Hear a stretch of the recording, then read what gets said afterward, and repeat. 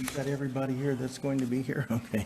I'll call to order the regular meeting of the Paradise Irrigation District Board of Directors at 6:31 p.m. it looks like.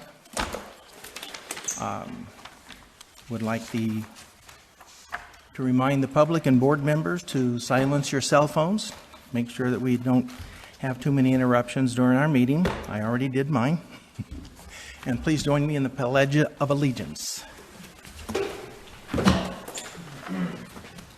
I pledge allegiance to the flag of the United States of America and to the republic for which it stands, one nation, under God, indivisible, with liberty and justice for all.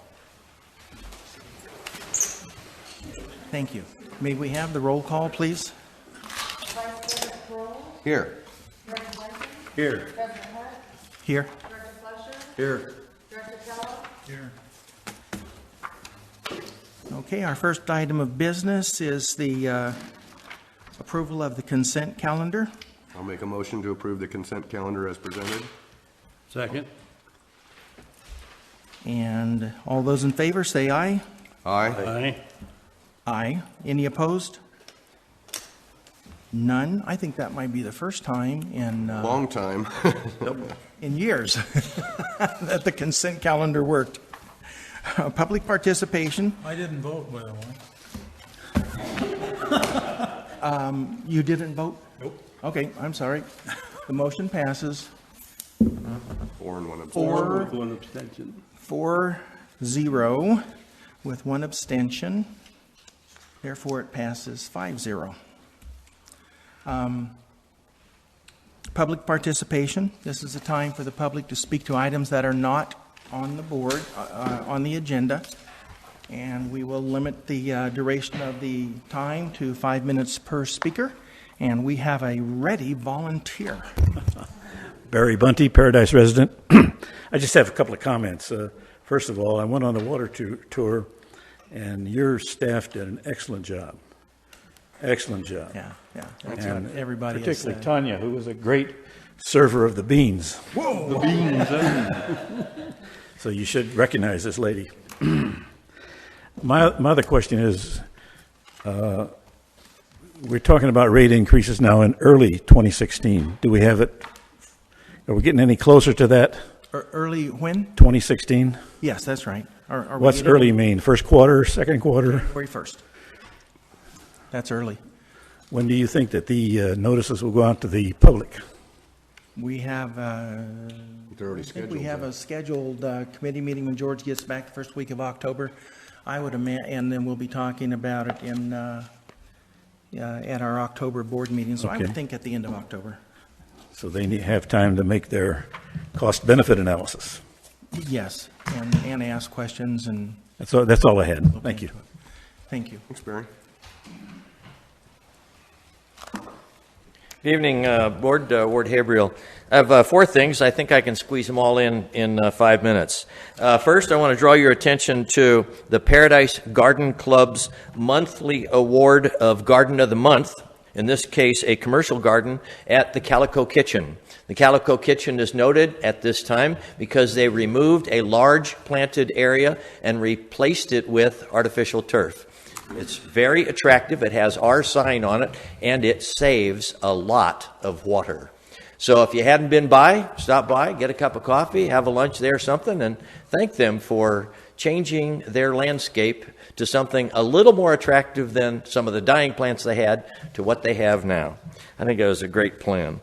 Also, after some discussion with a few members of the Paradise Garden Club, I haven't found a single objection to the proposed rate restructuring plan, especially since you have a super saver category and several of our Garden Club members would like to be in that.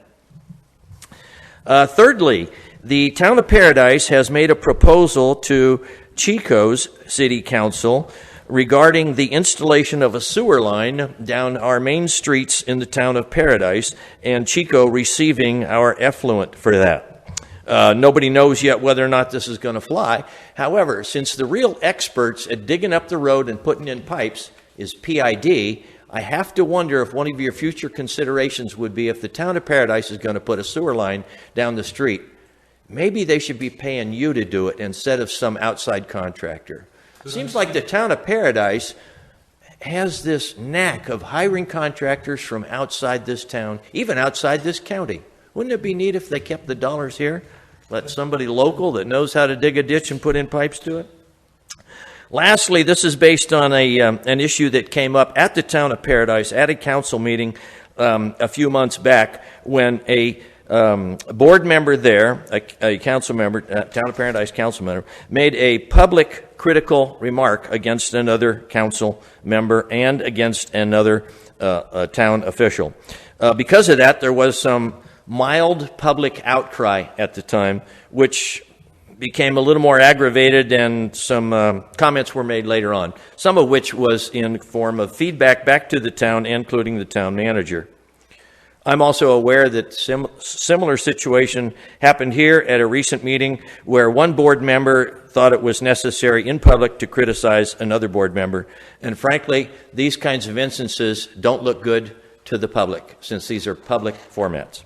So that's the end of my 4 comments. Thank you very much. Thank you, Ward.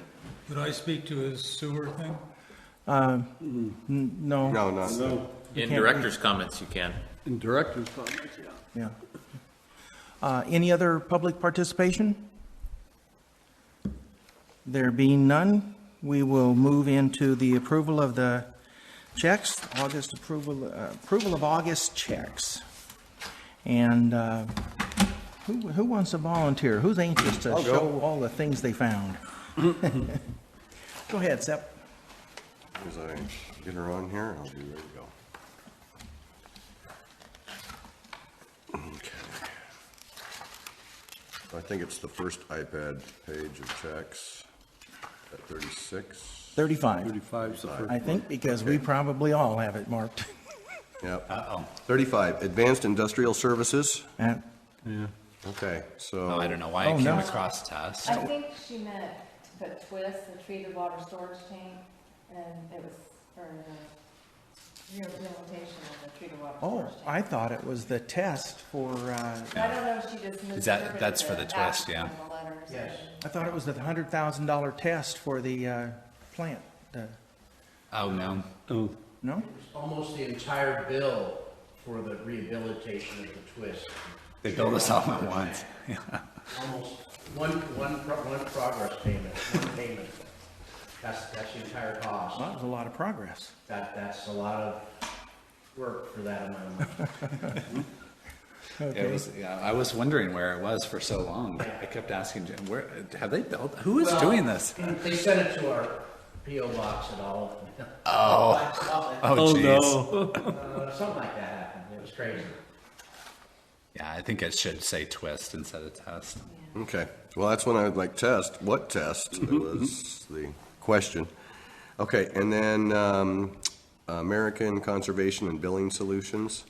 I just had a question on the Aquahawk. We've got a $250 charge, a $19.98 charge, a $13.20 charge. The water use reports, is that, So that they're sending the reports for us to our high use customers. okay. So they're automatically creating the format and then sending them out. Okay, so that's what that was, okay. And then the alerting should be close to 1,000, but I noticed we're at 1320. Right, 1320 is for, is it normally 1100? It's like 10 something, isn't it? 10, oh yeah, 1080. It's normally 1080.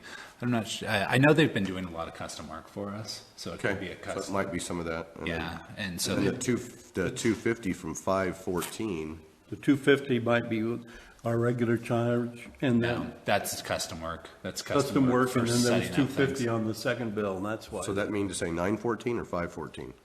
Yeah, so they're doing custom work on both of those. That's supposed to be, I believe that's probably 615. It's probably not 915. Yeah, because it said 514, and I'm like, 514? Yeah. They're billing us from back in May of 2014? Yeah, it's supposed to, I'm sure it's supposed to say 6 or probably 8. Yeah, okay. Yeah, I would say It's 8. the wrong date. Yeah. Okay, iPad page 38. The enterprise record, the public notices, and I think we just kind of touched on this a little bit. I think it continues over to 39. What were those public notices? There's one for 630, and then 496. The first one was the full page display ad, that showed the resolution of the water conservation program. Okay, And then the second one was the full page display ad that showed the 2015 water conservation, water restrictions. So like this was at the Yep. top and then this was at the bottom of it. okay, so I noticed that the check numbers for the first two on page 38 are the same payment number. Yeah, so they're just two invoices. Right. Two invoices, so they come And across. I should Okay. explain, there was a delay in receiving the statements. They were sending the statements to our old address. And Okay, then there was there's a lot of people sending stuff to our old address. I know, like, do we need to get one of those cards from the post office? Maybe we've moved They're only good five for years 6 ago. months. They're only good for 6 months. We moved a ways back. Yeah. And then the third one for 496 was the drought. There was an insert, a drought and fire insert in the newspaper, yeah. a special insert. Okay. The question was more that I saw the same check number, the same amount, and I'm like, but it added up to, the three added up to the total, so I was like, why are we? You thought maybe double paying. Well, or just was this, one of the 630s shouldn't have been in there and just got added in again or something, got logged again, so. Okay, and that is it for me, it looks like. Larry, would you like to go? Okay. Yeah, let's see, on page 37, to Butte County Public Health, what does CUPA stand for? Coupa is cooperative, it's, something, participating agencies, which really is kind of fire and they deal with hazardous materials countywide, so it's one agency that handles all the regulations for dealing with hazardous materials. Like a license? But Is it like a license then? no, it's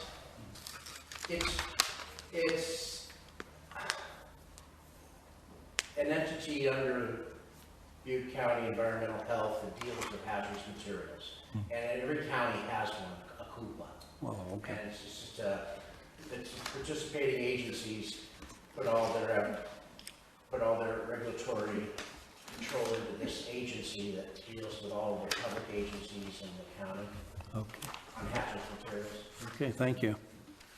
Okay, page 44, Pace Supply. There's a big figure there, breakaway valve for 8 of them. How many, that's an expensive valve. How many, what does it do? Breakaway check valve. Normally those are for the fire hydrant, so that if someone hits them, that they break, they shut off. Oh, okay, so they're all on it. So then is the fire I think it could fund be gonna pay PFD. for it? Normally the PFD pays for any type of fire hydrant Okay. installation. Okay, the next one is the same page, PG&E. There's a $4,000 bill for Moore Road. Pumping, I didn't think we had anything that heavy in Moore Road. Did we? pump two. Yeah. Was that pump two? Oh, okay. Okay, on page 45, Paradise Printing. No parking signs. Where did we put them? At the lake. At the lake, okay. I didn't see any around here, that's why I was wondering. That's all I have. Jim's getting all of them. Okay. Since I only have one item, I'll go ahead and speak now on iPad page 45. It's the PG&E bill. Naturally, my computer just blanked out. I kind of had a question here. I want to know, what's our address here? Is it 6332 Yep. Clark Road? Yeah. And 6344 Clark Road is these little units here? The courtyard? The courtyard, not the Not the house? little house? Okay. So my question is, do we, $3,200 just for electricity? I presume we're heated with gas, and besides, we've just come through We're heated with August. gas, but remember, this is when the heat wave was going through, so they're always building. The air conditioner, yeah. It's But it AC. seems like the electricity bill is always very heavy here, and that's just the cost of electricity. Is it really electricity for both buildings?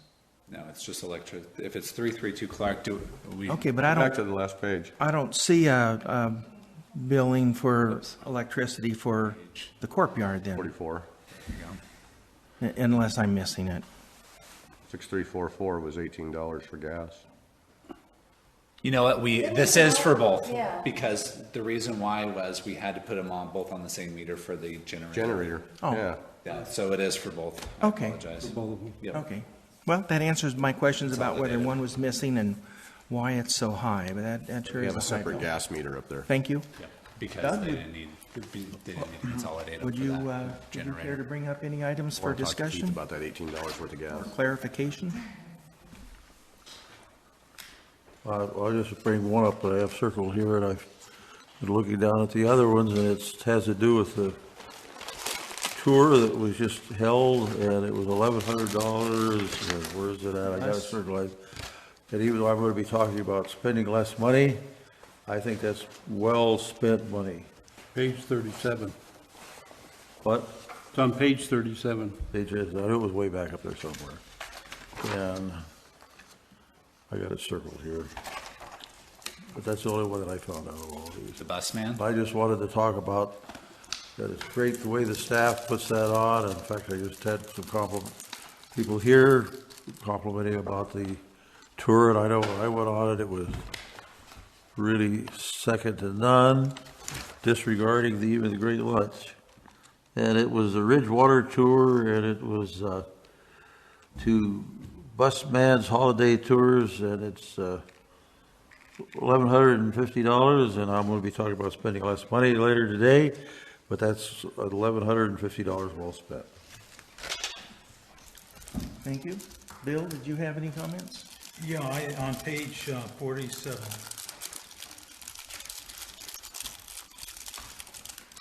It's, there's a whole list of construction and maintenance supplies, and it doesn't say where they went. In other words, was this field crew stuff or what have you? I assume most of it's field crew. Almost all of it's field crew. And it's not, it doesn't say who the vendors are. You know, what was it, the Tom. lumberyard or what? Ace. Thomas Ace Ace Hardware. Thomas Ace. It's on the Huh? Thomas previous Ace was page. was the vendor. Where By is your- it? Right by your left finger, Continued from 46. Yeah. your left hand. 46 Here? starts Oh, at it started all the way up there. Yeah. Okay. Yeah. So that was all Thomas Ace Hardware? Okay, then the building and grounds maintenance, what was, since it says building and grounds maintenance, did that include any landscaping, or is it just inside the building somewhere? No, I think it did include some landscaping around the area, because I know that they're doing some work over here to put up a shelter over the top of the walkway.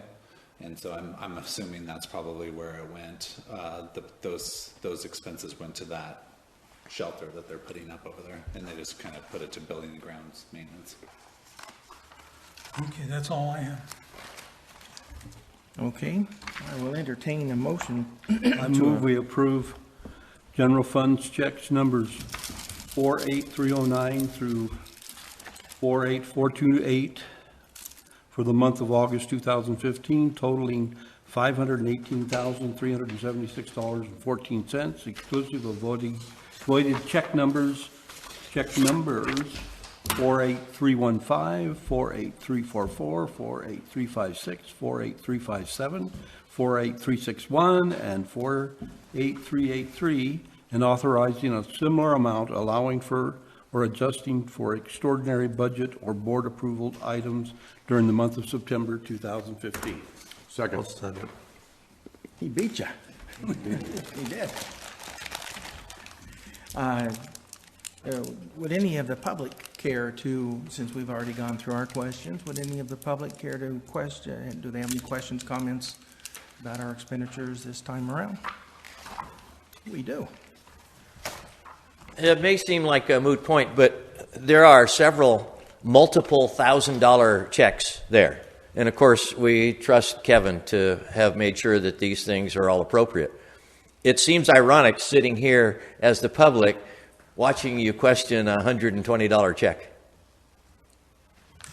It's actually, we're trying to learn what is, learn what's going on here. Well, Larry, I couldn't make any comments either. Well, that was public. This is Yeah, not. this is on the agenda. This is on the But- agenda. Oh, this is on the agenda. Yeah. Okay. Right. But I happen to agree with Ward. Anyhow, we are finished with that thing. Let's vote on it then. Should. Okay. Good idea. All those in favor say aye. Aye. Aye. Any opposed? None. Motion passes 5-0. We have no old business. We have new business. I think Jim Passanisi, you're going to be introducing this for us. It's for the consulting services for design, bidding, and inspection for the rehabilitation of tanks C, D, and E. Thank you.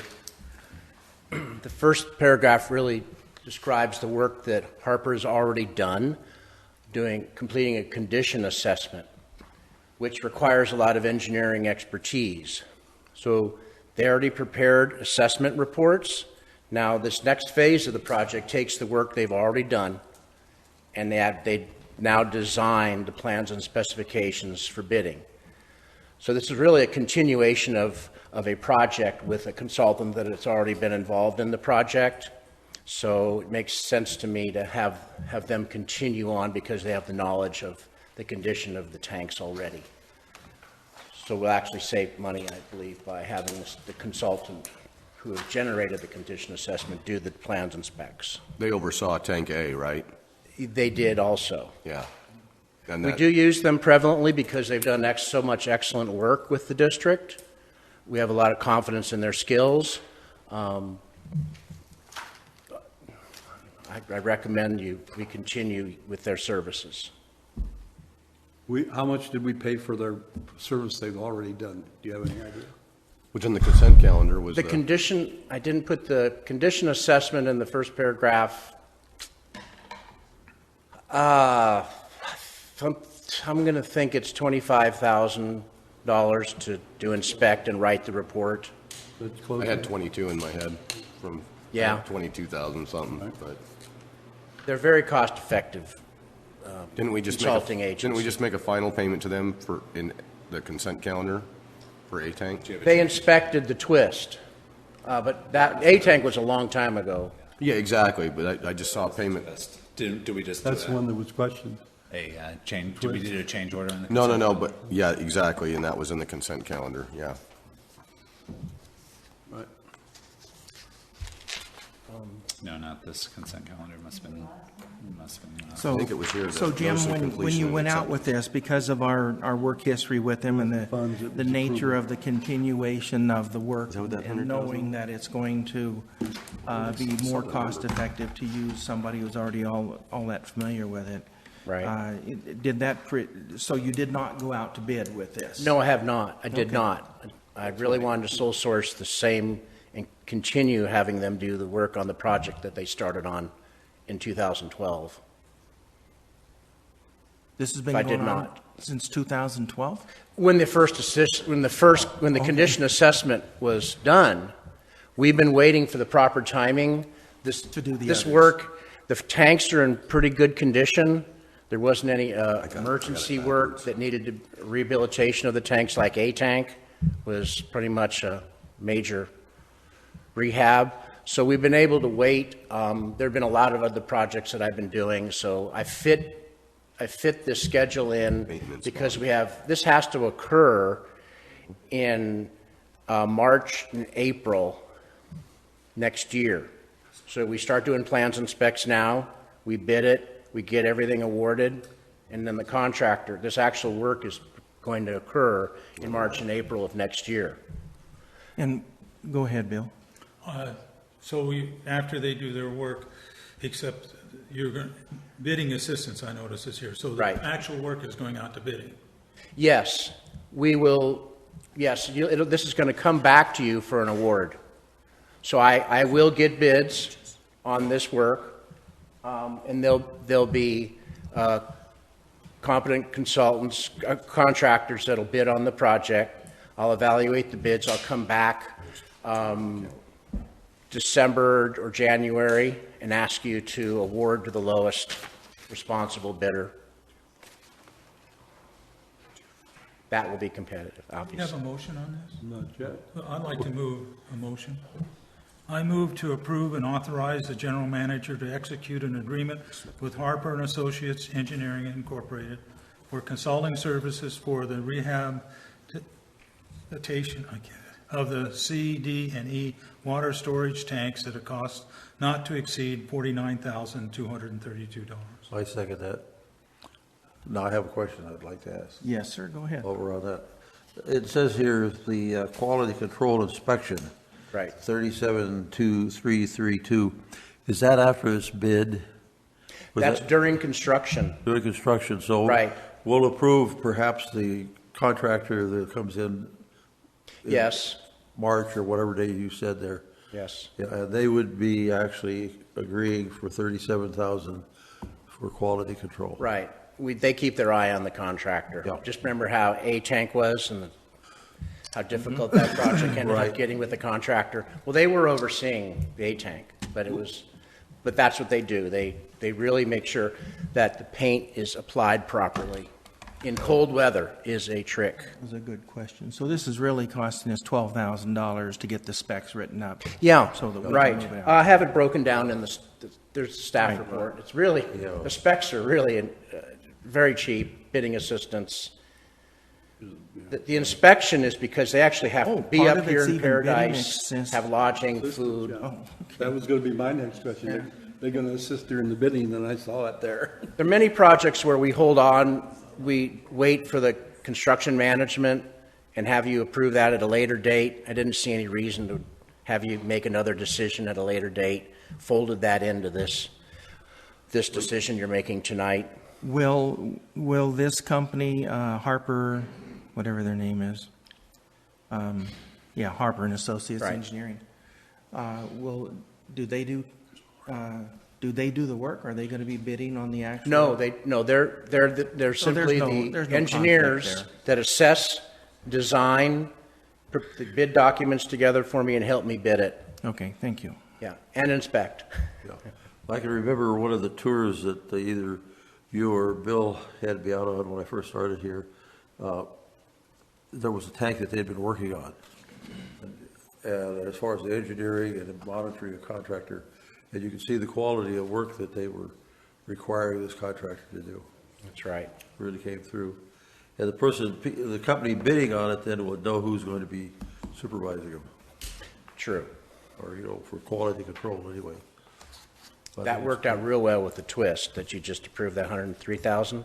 There was a really good working relationship with the foreman of that project and them. They got along real well and they performed real well because of this relation, kind of what you described this there. It You worked saved out a real lot of well. money on that, too.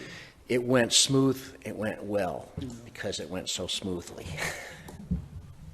Well, one of the other things too that we have to keep in mind, you and your staff are constantly monitoring those in your daily activities to stay on top of them, because it's just like anything that is constructed, the minute you finish it, it's starting to go bad.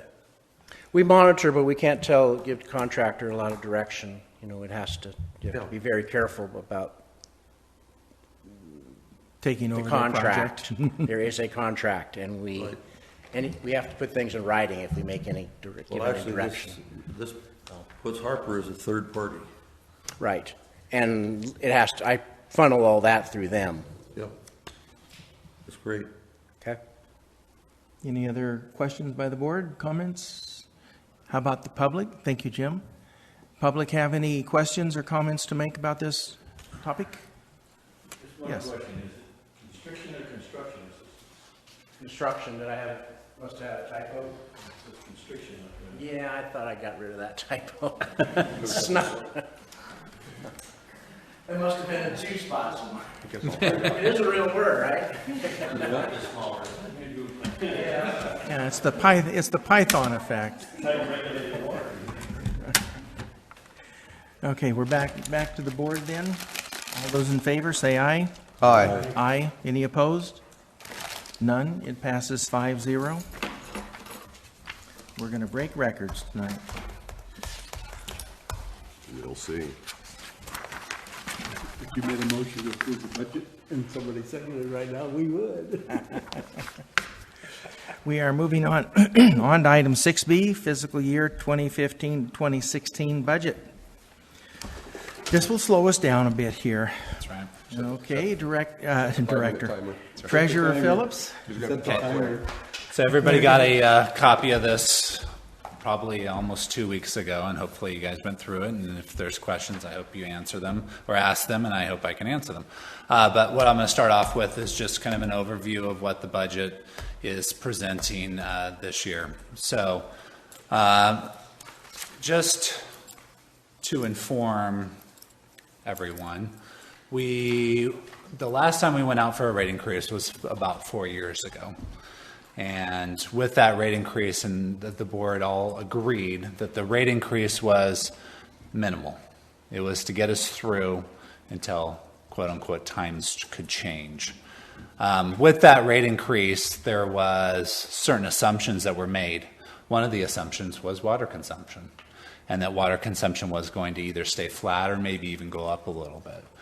And with that, we created a scenario that basically kind of got us through those rough times, knowing that at the end of those rough times, we were going to come back to this table and go, we got to do something. We got to make some choices. I also want to remind the board of what's happened between that rate increase and now. Obviously, the drought. And with that drought, our customers have responded marvelously in cutting back water, which I think is wonderful for saving water. It's just really bad for earning revenue. And so just to give you a picture of what that did, we had on our rate increase the first time, we increased the tier 1 by 4%, tier 2 by 10%, tier 3 by 20%.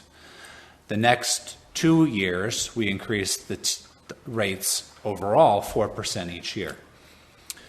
When we increased the rates, before we increased the rates, our consumption revenue was approximately $2 million. This last year, our consumption revenue was $1.6 million. So even with that rate increase, we were down $400,000 from where we even started. So think about the estimates that we made based on that $2 million of where we would be today based on that same water consumption. Plus, we started 6 months late. Plus, we started 6 months late, correct. So that is one scenario that has affected the district, the budget, and where we are today. The other scenario is obviously increasing costs, increasing regulation over the district, going from chlorine gas to bleach, cost associated with that, which I think is a great project, but there's a cost associated with that. Process water recycle project. We didn't have that in the future when we had the last rate increase. That was not part of our capital plan. We were going to do something with some ponds, but that was not a very big expense. We've now expended $500,000 of cash that is now going to a design that was not included in that long-term capital plan when we were looking at that rate increase. We were pushing capital projects forward to try to get us through that time. Some of those capital projects had to be done. It was just requirements, that came up. So I want to kind of caveat that when we're looking at this budget it looks bleak. And if we don't do anything, it will be bleak. Let me just say that. It's time to act. This budget is a budget that's showing the district that it's time to act. If we don't, then it's going to look like this. If we do act, then we can actually go forward. So with that said, I'll kind of walk through what our budgeted estimates are going to be. So we're budgeting about $6.1 million in water sales, and I want to caveat that does not include any rate change, rate increase, nothing. That's just where it is. If we do nothing, that's where I'm budgeting where we're going to be. If we have another drought, that could be even lower than that, based on that people are going to cut even more back. Outside water sales, that's sales to Bob Fortino. Other income is way up from prior year to this year. And the reason why is because we have two things in there. One is we have to budget for the replacement of the Pearson Road that we destroyed, but we're also going to get reimbursed back from the insurance. So it's kind of a net zero, but you had to put that income somewhere, so you put in other income.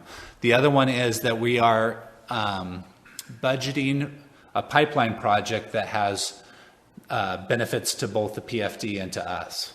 And so when we do PFD projects, then we go 50-50 cost share, which means they're paying 50% of our labor. So there's a budget in there for a reimbursement for the amount of labor that we're going to take out of the PFD. And you can look down right here lower in the expense area. You can see that PFD's expenses are $200,000 this year. Well, $100,000 of that is going to go up into our pockets. So that's why that is so much higher this year. The rest is just miscellaneous stuff. One of the things is recreation revenue goes into that. And we can get into more detail when we get to the revenue. So without those $200,000 items, we're just exactly the same as where we were last year. Absolutely. Yep. Okay. Just the normal stuff that goes in there. Question, what conservation figure percent is being forecasted in this revenue for consumption? I'm Same as this year. same as last year. So that's 30%, decrease or conservation. I thought we had to do 36. Well, we had to do 36 as of June 1st.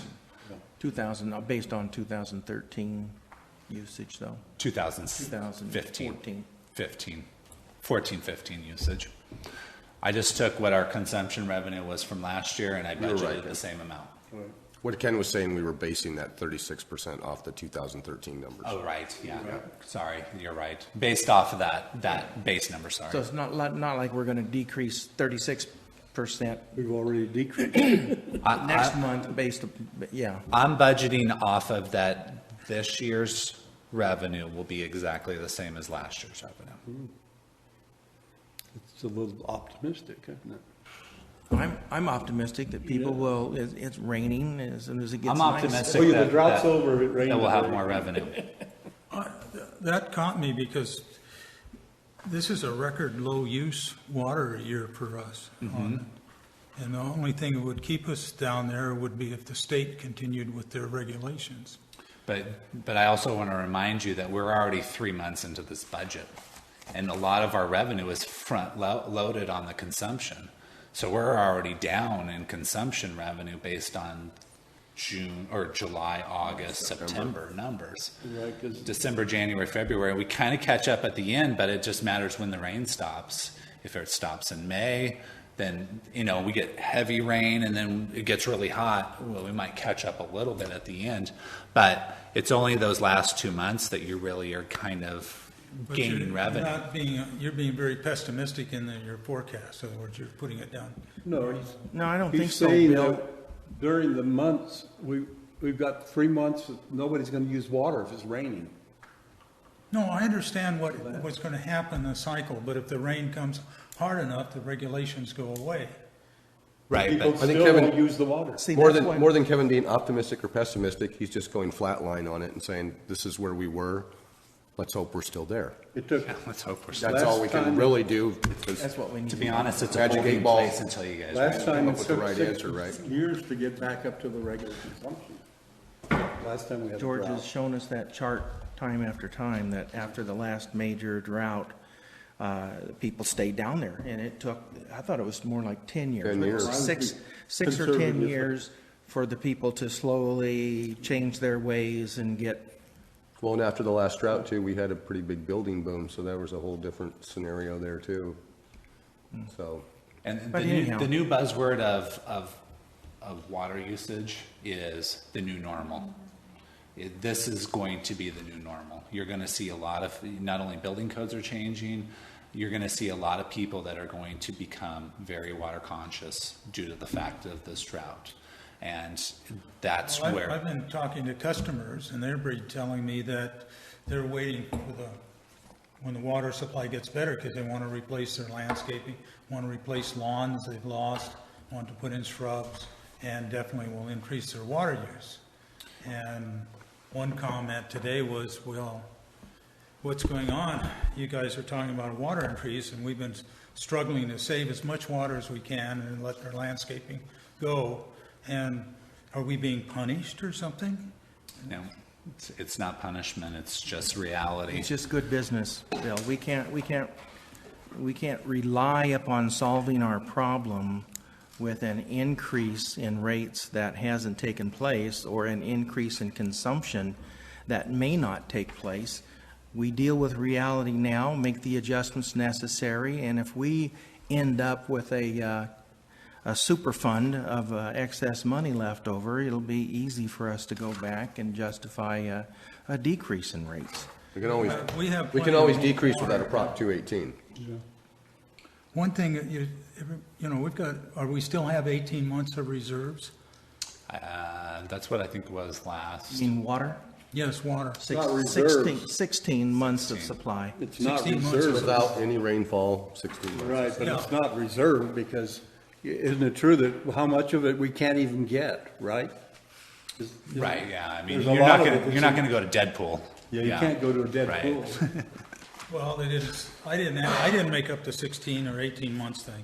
I was just saying, we've had that, it keeps being reported to us. If the rules went away by the state, then we'd be able to sell that water. So, that we're not selling now. My That would be feelings up to are- you If to people see buy we it. can actually- Right. Well, I think they'll buy it, because it has been a Well, really severe that's your drought. opinion, and our opinion is that maybe they won't. We're going to Also- err on side of caution. I'm afraid that the state is going to keep restrictions because they want more water to go to Southern California. Fishes or the people. Or the, They're talking about making permanent some version of those regulations. right. There's a work group that's been meeting, and so They say, now that we have it, let's keep it. Oh, they're saying, oh, if you can get by with this, well, then we'll make you get by with it. Dustin, I know you can't probably say anything, but South Feather is fighting back against the state regulations, and of course, you're in charge of that, I assume. But there's anything you could say publicly about that? sure, yeah. There's I think there was an article actually. I don't know if it was in the Orville paper or the Chico ER. It actually surprisingly had a link to my letter. So it's public record, and I can share that with the board.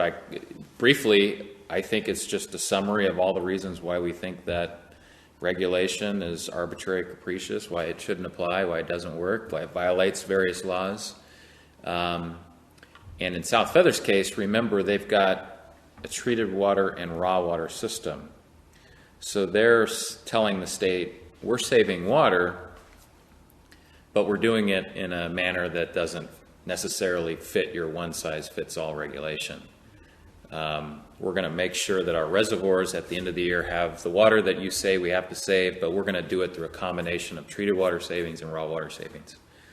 So they're in a little different position, but if the board would like to see that letter, I can dig it out and get it to you. I read that article, I think it was in the ER, and they cited you in that.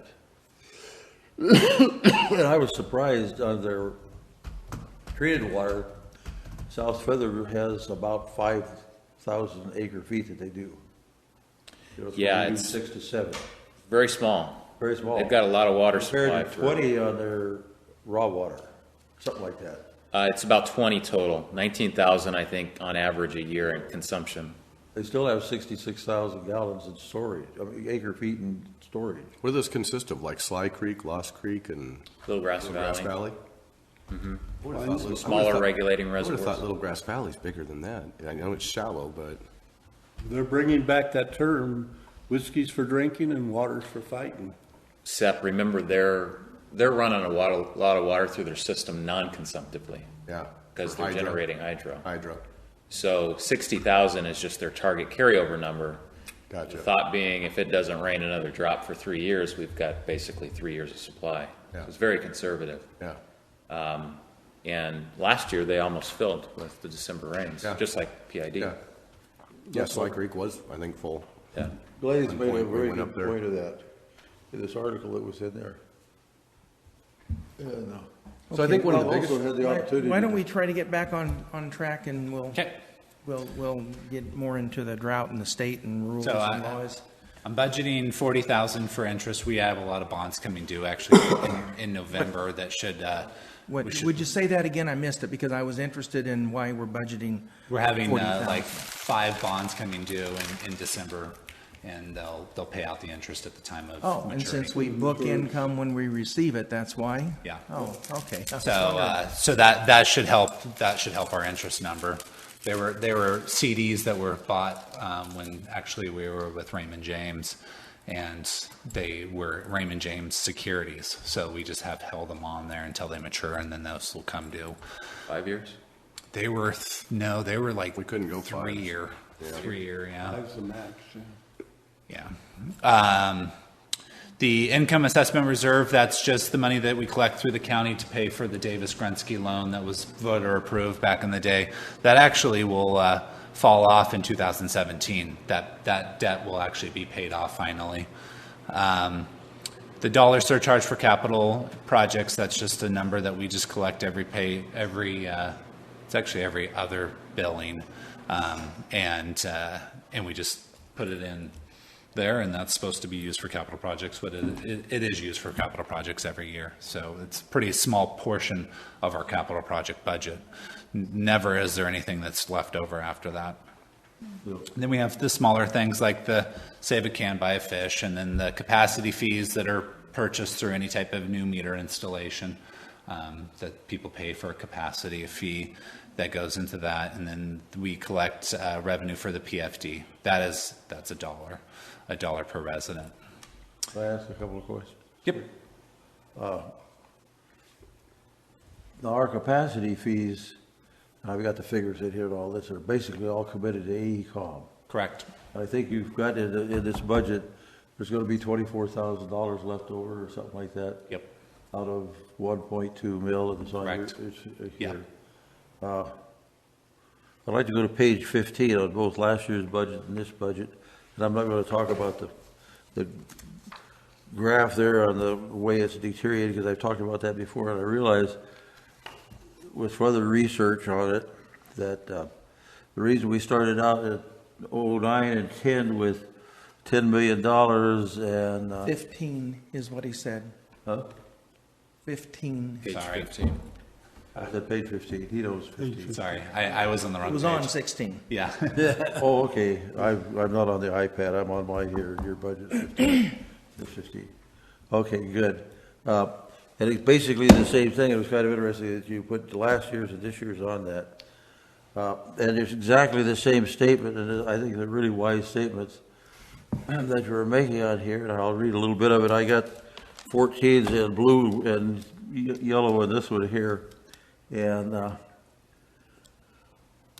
you mentioned that some critical decisions are going to have to be made. The district will have to raise revenues by either raising rates or receiving grants, and we would never get enough grants to make any difference on this. A little bit, naturally. Any dollar you get from a grant's a dollar well earned. The district would also could also cut expenses or delay some of the capital improvement projects.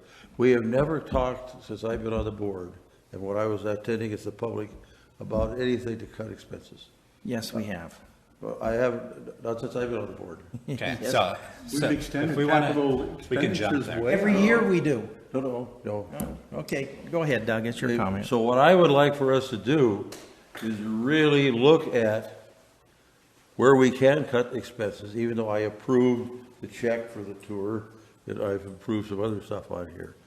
And see if we could delay, as you're suggesting, both places here, Kevin as the CFO, capital improvement projects. So I'll give I you, think one of the reasons why that we went from 10 mil back in 09 and 10 down to nothing now is that we were doing capital outlay without figuring out how to pay for it. Well, Not exactly. So I'm not insinuating that we wasted the money, don't misunderstand me. Well, We the- just spent the money. The words you use, you're insinuating just exactly that. You said Well, we I don't spent the mean to money be- I don't- without figuring out how to pay for it. That's exactly We what- figured out how to pay for it in advance, saved up $10 million, and then we spent it.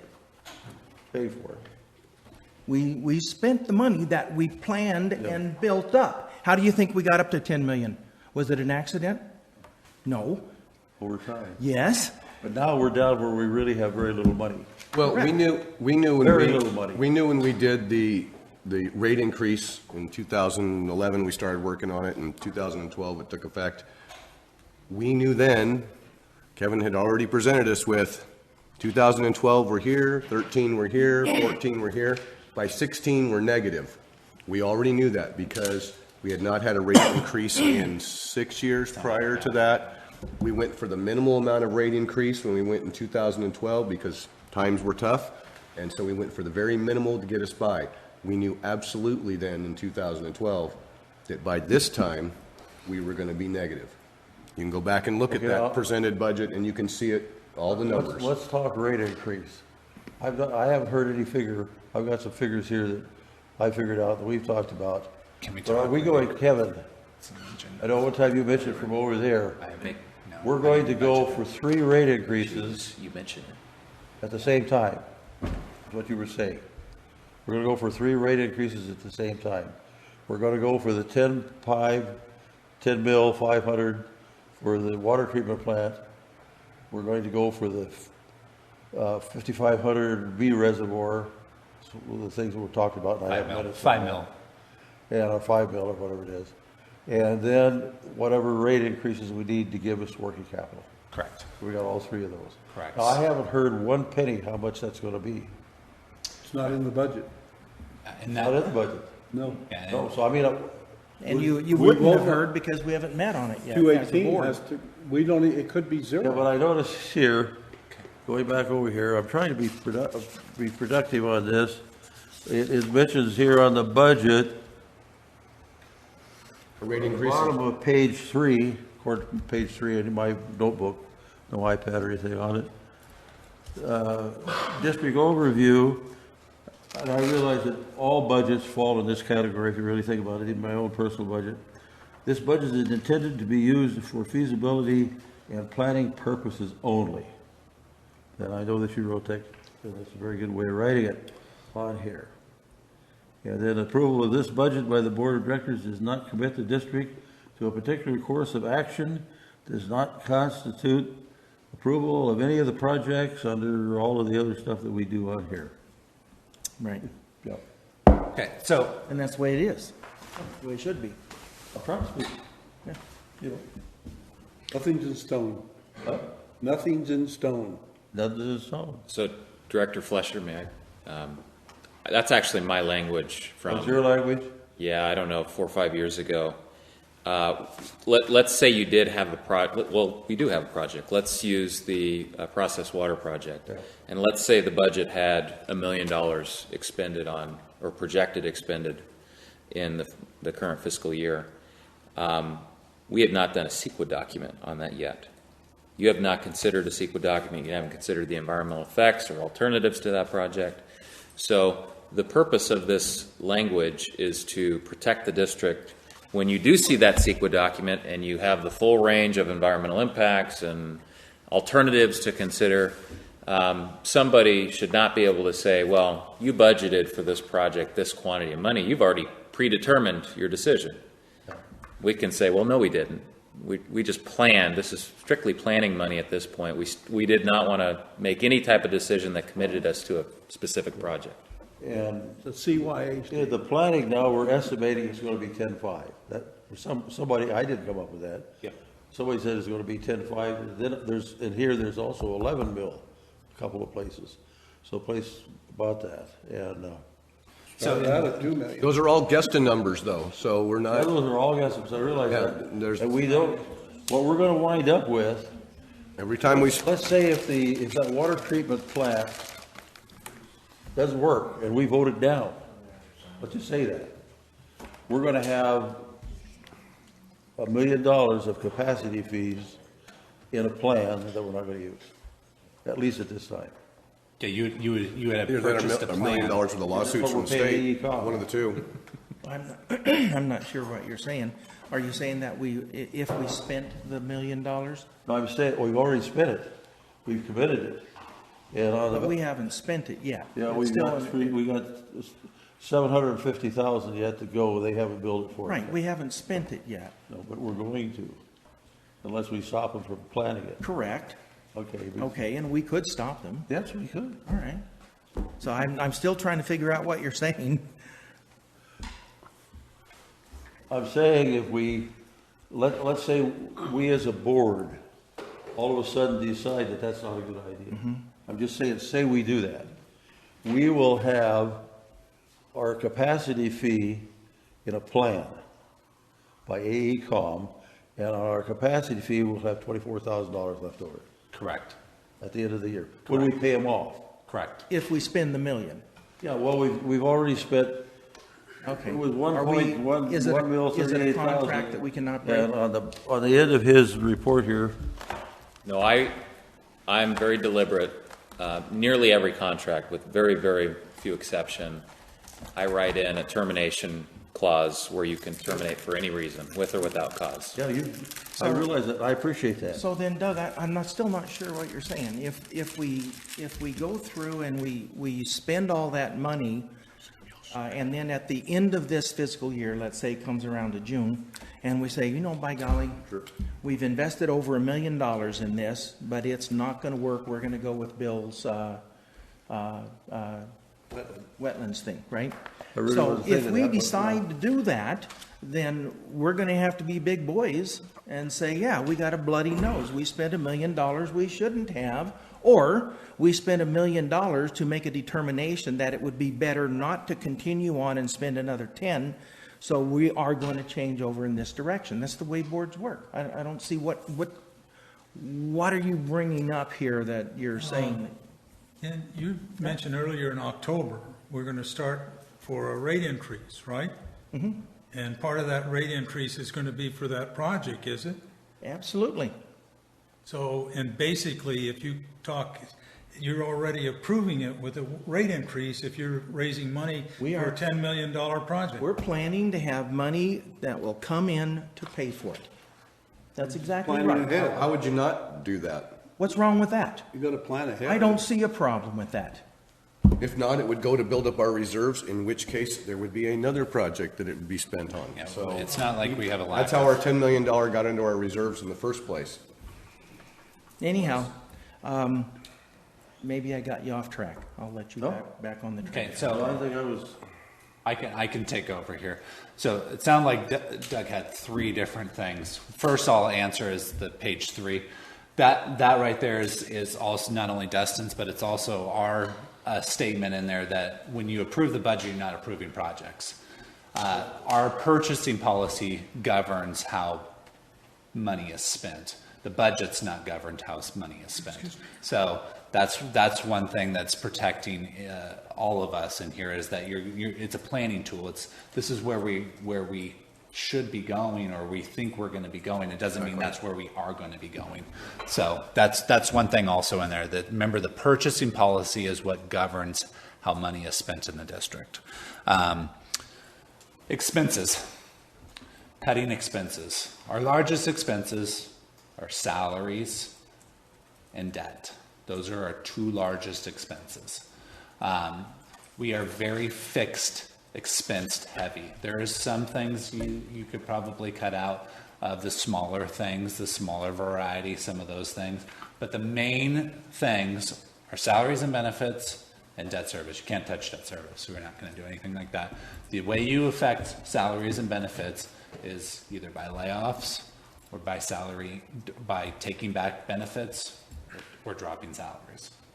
Those are your only options. Kevin, on page 5, you have operating expenses, 2014-15 at $5 million, and then on the new budget, you have it raised to 8.86%, $445,000. Right. So And we're in a short, we're already in a short here on this money business. Where are those additional expenses going? So there's Additional employees. Well, there's a 2% raise for employees. No. We have additional employees. You know, We those- didn't hire those five back in positions 14, or- 15. Was it 5 We positions? left 3 positions open. Positions? 3 positions are open that have that been are filled. included in this budget, and there's a full year of an IT position that was created on that too. Plus, not only that, you have the full-time lake, and then you have your normal increases in benefits that you are estimating. Doesn't mean they're going to come to fruition, but I always estimate at least 10% increase in medical and about 5% increase in the others.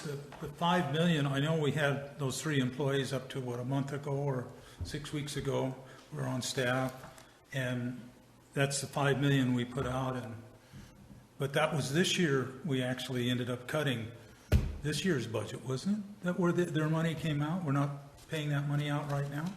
We're not paying it out right now, but it's budgeted for these, we have 3 open positions. Yeah, I know, but in 14 and 15, we had those 3 positions filled. No, They were, I think they were 13. empty all of 14. 13, 14. yeah.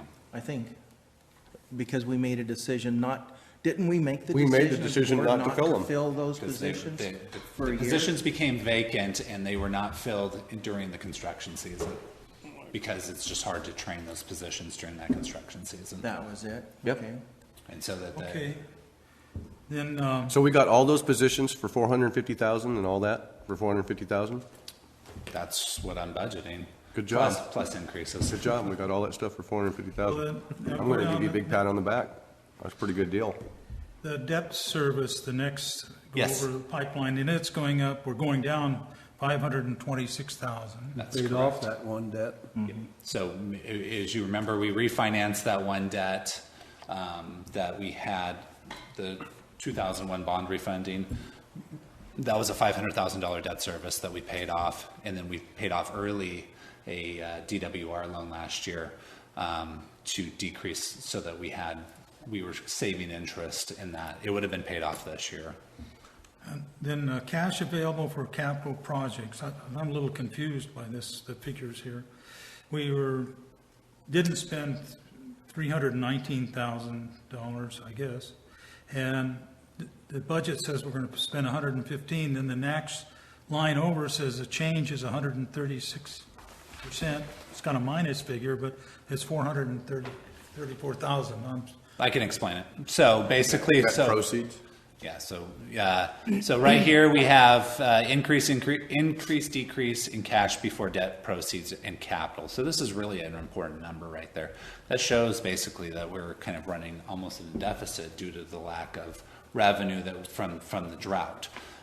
Again, we're estimating kind of very similar numbers for this current year, and again, we're going to be running into a deficit.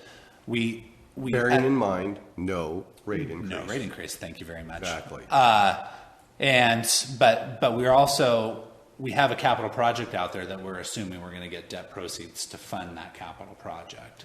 So that's why you see that $500,000 there of debt proceeds. That $500,000 would be for the study of the B reservoir. So we're hoping to get we wouldn't do anything unless it was in place, to be honest. We wouldn't go out and get a design unless we had debt proceeds available to us to make those, to pay for that design. Well, later on, it That comes was up the with state that, money. but we're going to be more Thank than you again. doubling the district's debt proceeds between that and the water treatment plant, right? That's correct. So just to give you an idea of what just the processed water recycle project is to the district, is currently we're at $9 million of total debt. I'd boy 3. It's going to more than double our total debt based on the project that is being required by the state. So that right there. That's where we differ. We can meet those without Okay, well, building the water however, treatment let's just say we're required to do something, okay? Oh, I understand. So whatever that cost is associated with that, that's going to be a very large expense to the district, but has very little flash to the customer. I mean, what's the customer really getting other than it's getting us out of fines? But there's no value associated with their water that they're getting out of that. You know, we're getting a little bit more capacity. Gold's not gonna sprinkle out of the faucet. Exactly. Getting capacity. Yeah, That's valuable. We're getting capacity, but it's a very expensive capacity. For 600 acre feet it is. Yes, Let it's me- very expensive. Let me ask a question here on this, while we're on page 5. They're talking, when I was pursuing this, that $500,000 there on debt proceeds, I consider that, is that interest-free loan from the state? It's going to be very low interest Very loan low, from or the whatever it state. was. Started out to be interest-free, 5-year payoff when we get it going. It's 20 year if it's 5 year if we don't go through with the Yeah, we project. don't go through. 20 year I think it's 20 year if we go through with the project. Because it would be dumped in on top of the construction costs. Correct. Yep. Didn't the 20-year And, start when the project was complete? or Now, as something I like that? understand on that, getting back to what you were saying, even though we approved, and Jim did a tremendous amount of work on that, that we would pursue that $500,000 for design purposes. Kevin's already done that. And We're we in the did, I process. realize He's that. already moving forward on that. Yeah, We're in- I know we're that. in the But when we process. get ready to go out to bid for it, we don't have to approve it. Correct. We're not going out for bid until we have, We don't have to approve it. agreement. yeah, until But we we'll have still owe the state $500,000. $500,000. Yeah. Okay. Yeah. and it's still up to the board if the board even wants to approve that. That's still an approval process. We can go out and get funding for it, but until the board approves the design of that project, there's no money expended. So again, it's a board approved expense. Step by step. Once again, if you don't include it in the budget, then we have nowhere to stick Planning it. it, right, exactly. We're planning it. So, once again, a guidebook. Correct. A Bible, just a guidebook. Right. On page 4 has staff things. Which are the employees that are laid off now? It has all these boxes. It's hard to see. I know it, and I apologize that it's not completely up to date because George normally has this, and I think it's on his computer, and I don't know where to find it. But I gave up trying to read it. I know. I can read it. When you blow it up on your iPad, it just gets worse. It doesn't actually clean up. I know we have 3 utility workers that are vacant, and I know that. So Becker is no longer there because he is he's now the assistant lake patrol. There's one that is vacant on here, and then who was the guy the construction guy that quit? Not Pete. No, it was the construction guy that was here, and he just You're decided it talking wasn't about for the him. Irishman. O'Hare? Yeah. Pat O'Hare. Yeah.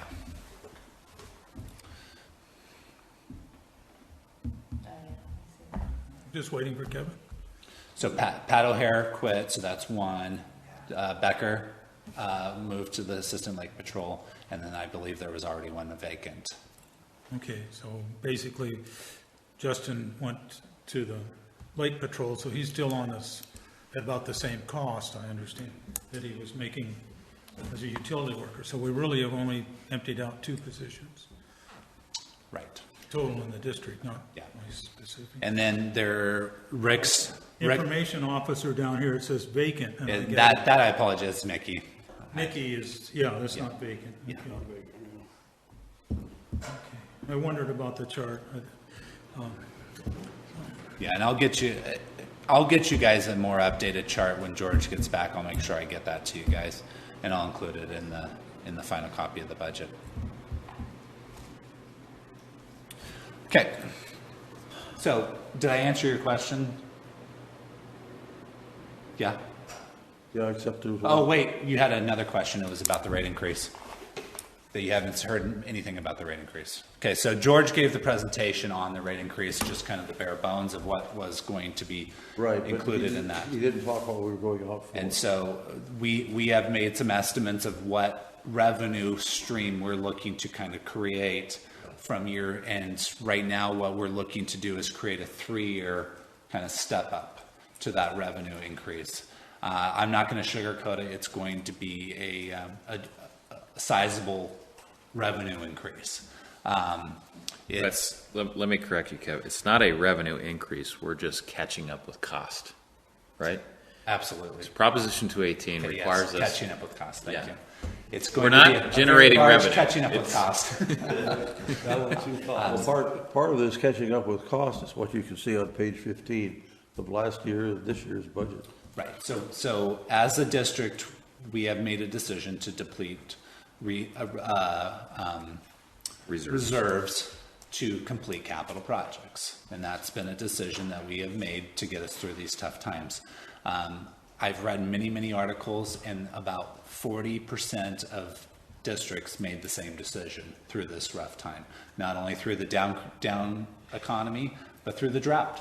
And there is a lot of districts out there that are increasing their rates. It's just the way it is. Some of them spent more than their reserves. Correct, yeah, true.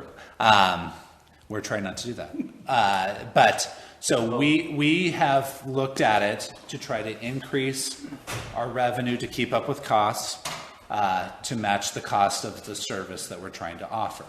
So we've identified what that cost expense or those expenses are going to be for a 3-year period to try to get us back to where we're moving forward. So we have done that. That should be coming as soon as George gets back. That should be coming to the board for for a workshop to show it. But I can tell you that on our first estimate, the revenue or the expenses that we're trying to match are approximately $7.5 million. That should be covered by water sales. Can you do a favor, I don't know what I missed just a second ago, but I apologize, my dad's in the hospital, so I had to take a phone call. When you present that, will you have the file from the budget projections from 2012? So that everybody can see where you said we were going to be and where you said we were going to be today. Yep. You'll find it's really not too far off the mark, even with the replenished water sales. Should be just about basically it knocked us 1 year behind, Right. is what it did. Yep. With the depleted water sales. Yep. Because of the drought. So that way everybody can see that this is not like this isn't a big surprise that there's going to be a rate increase, and it's not all due to one item or two specific items. It was all projected back then that we were going to be in the hole come 2016. But that's what the board decided they wanted to do at that point in time, was go to the minimal amount of rate increase after not having any rate increase for 6 years, 5 or 6 years. Plus we delayed it for 6 months. Plus more capital expenditures. Forget all that. Like I said, just even forget all that. Already, just with his budget, when you look at this number, and he says 2015, we're down 384,000. Well, it wasn't. We're down now 1.852, but there's the capital project in there, and there's things Lots that we of capital. didn't. Yeah. So the decrease in cash was pretty much right on mark, if I remember right. It's pretty close. Yeah, pretty close. The only difference is the decrease in cash has changed dramatically. Right. Lost revenue, capital project. It's knocked us back a year. And then some. Either one. Yeah, Go ahead.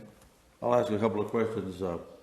We're still on I have page 5 here, and that's where you're at. On mine here, yeah, page 5, you see it there, iPad 67.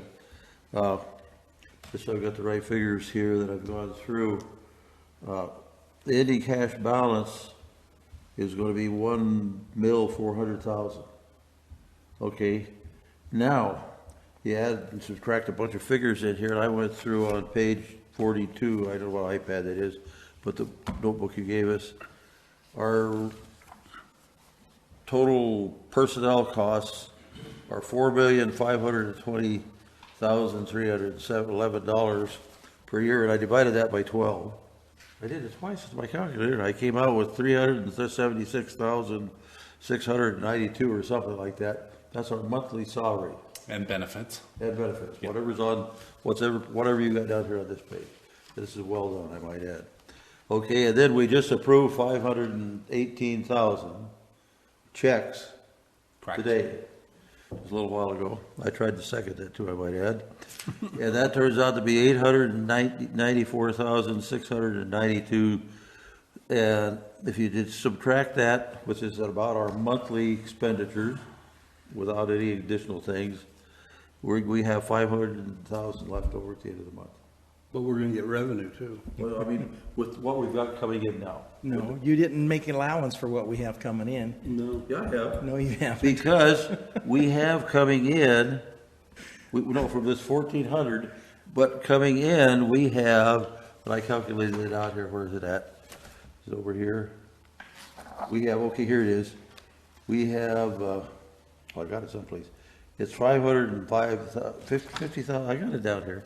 How much do we come in every month? Would they pay? It's like $500,000. We average $605,000 a month in Yeah, income. something like that, so a little over $500,000, you see. So we're pay our bills, we got about $500,000 left over. No. No. Yeah. When we pay our bills, it'll be the same as. Where are we at right now? How much money do we have in the bank? What's our reserves? What are you saying? 1,400,000? Yeah. Okay. That is here. Then what you do is you add 600,000. Now it's up to 2 million. And we spend 600,000. Now it's back down to 1.4 Yeah, million. right, that's exactly And that's what happens every Staying month. even, because our revenue's paying our overhead.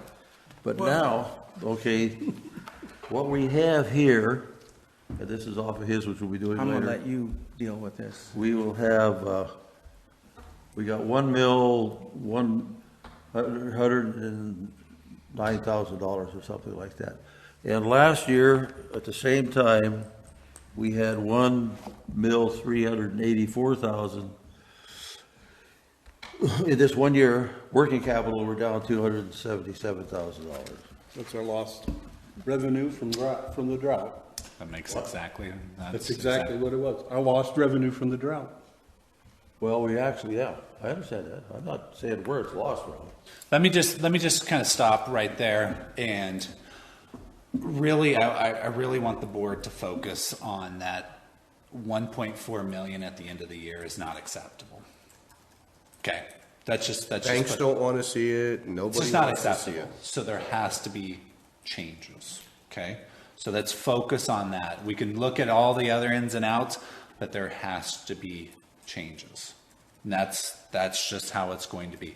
So this board must come together and make changes to sustain the ongoing of where we need to be and what we have to do for this district. Right. And the changes could be that we just don't do any capital improvements this year, don't spend that $2 million, and then we're going to be at $3,400,000. Correct. Yes, you could suspend all capital projects and be, That's when I first come off of page 15.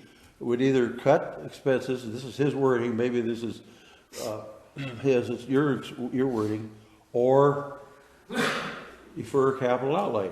correct. You know, and it's not a bad word. None of those are bad words. Right. You know, because, hell, I'm deferring buying a new car, for whatever reason, you know.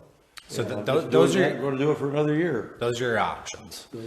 Cut expenses, defer capital, raise rates. We understand our options. Kevin, Right. zero. The problem is there's some of our capital expendedures that the state is telling us we have to do. Yeah, I or we're gonna get don't know which fines. one of us is going to go down to the state and tell them that we're just deferring to doing it. So I do think believe- I can enlighten you on that. I've talked to the state people when I went down to the wetlands thing in the San Joaquin Valley.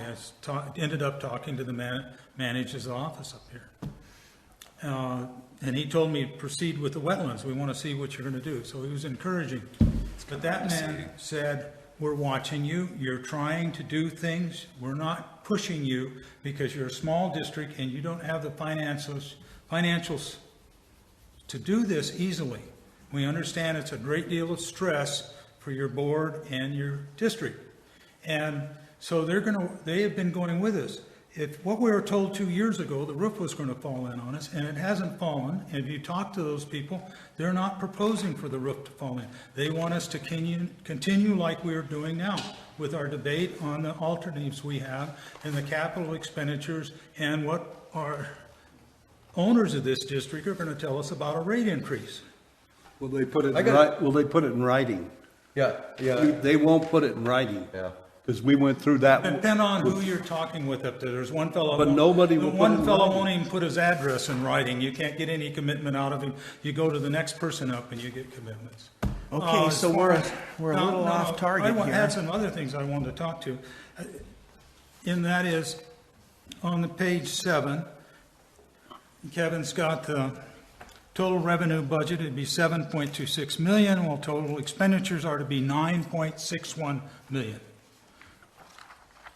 After the capital outlay, yeah. Yeah, so if we're gonna cut expenses, we've gotta cut at least a couple of million or more out of it, of what's proposed. That's on page 7, isn't it? Yeah, on page 7 on the Or second paragraph. Page 6, yeah, oh, okay. So this idea that we're being pushed by the regulators to absolutely jamming it down our throat, that's not true.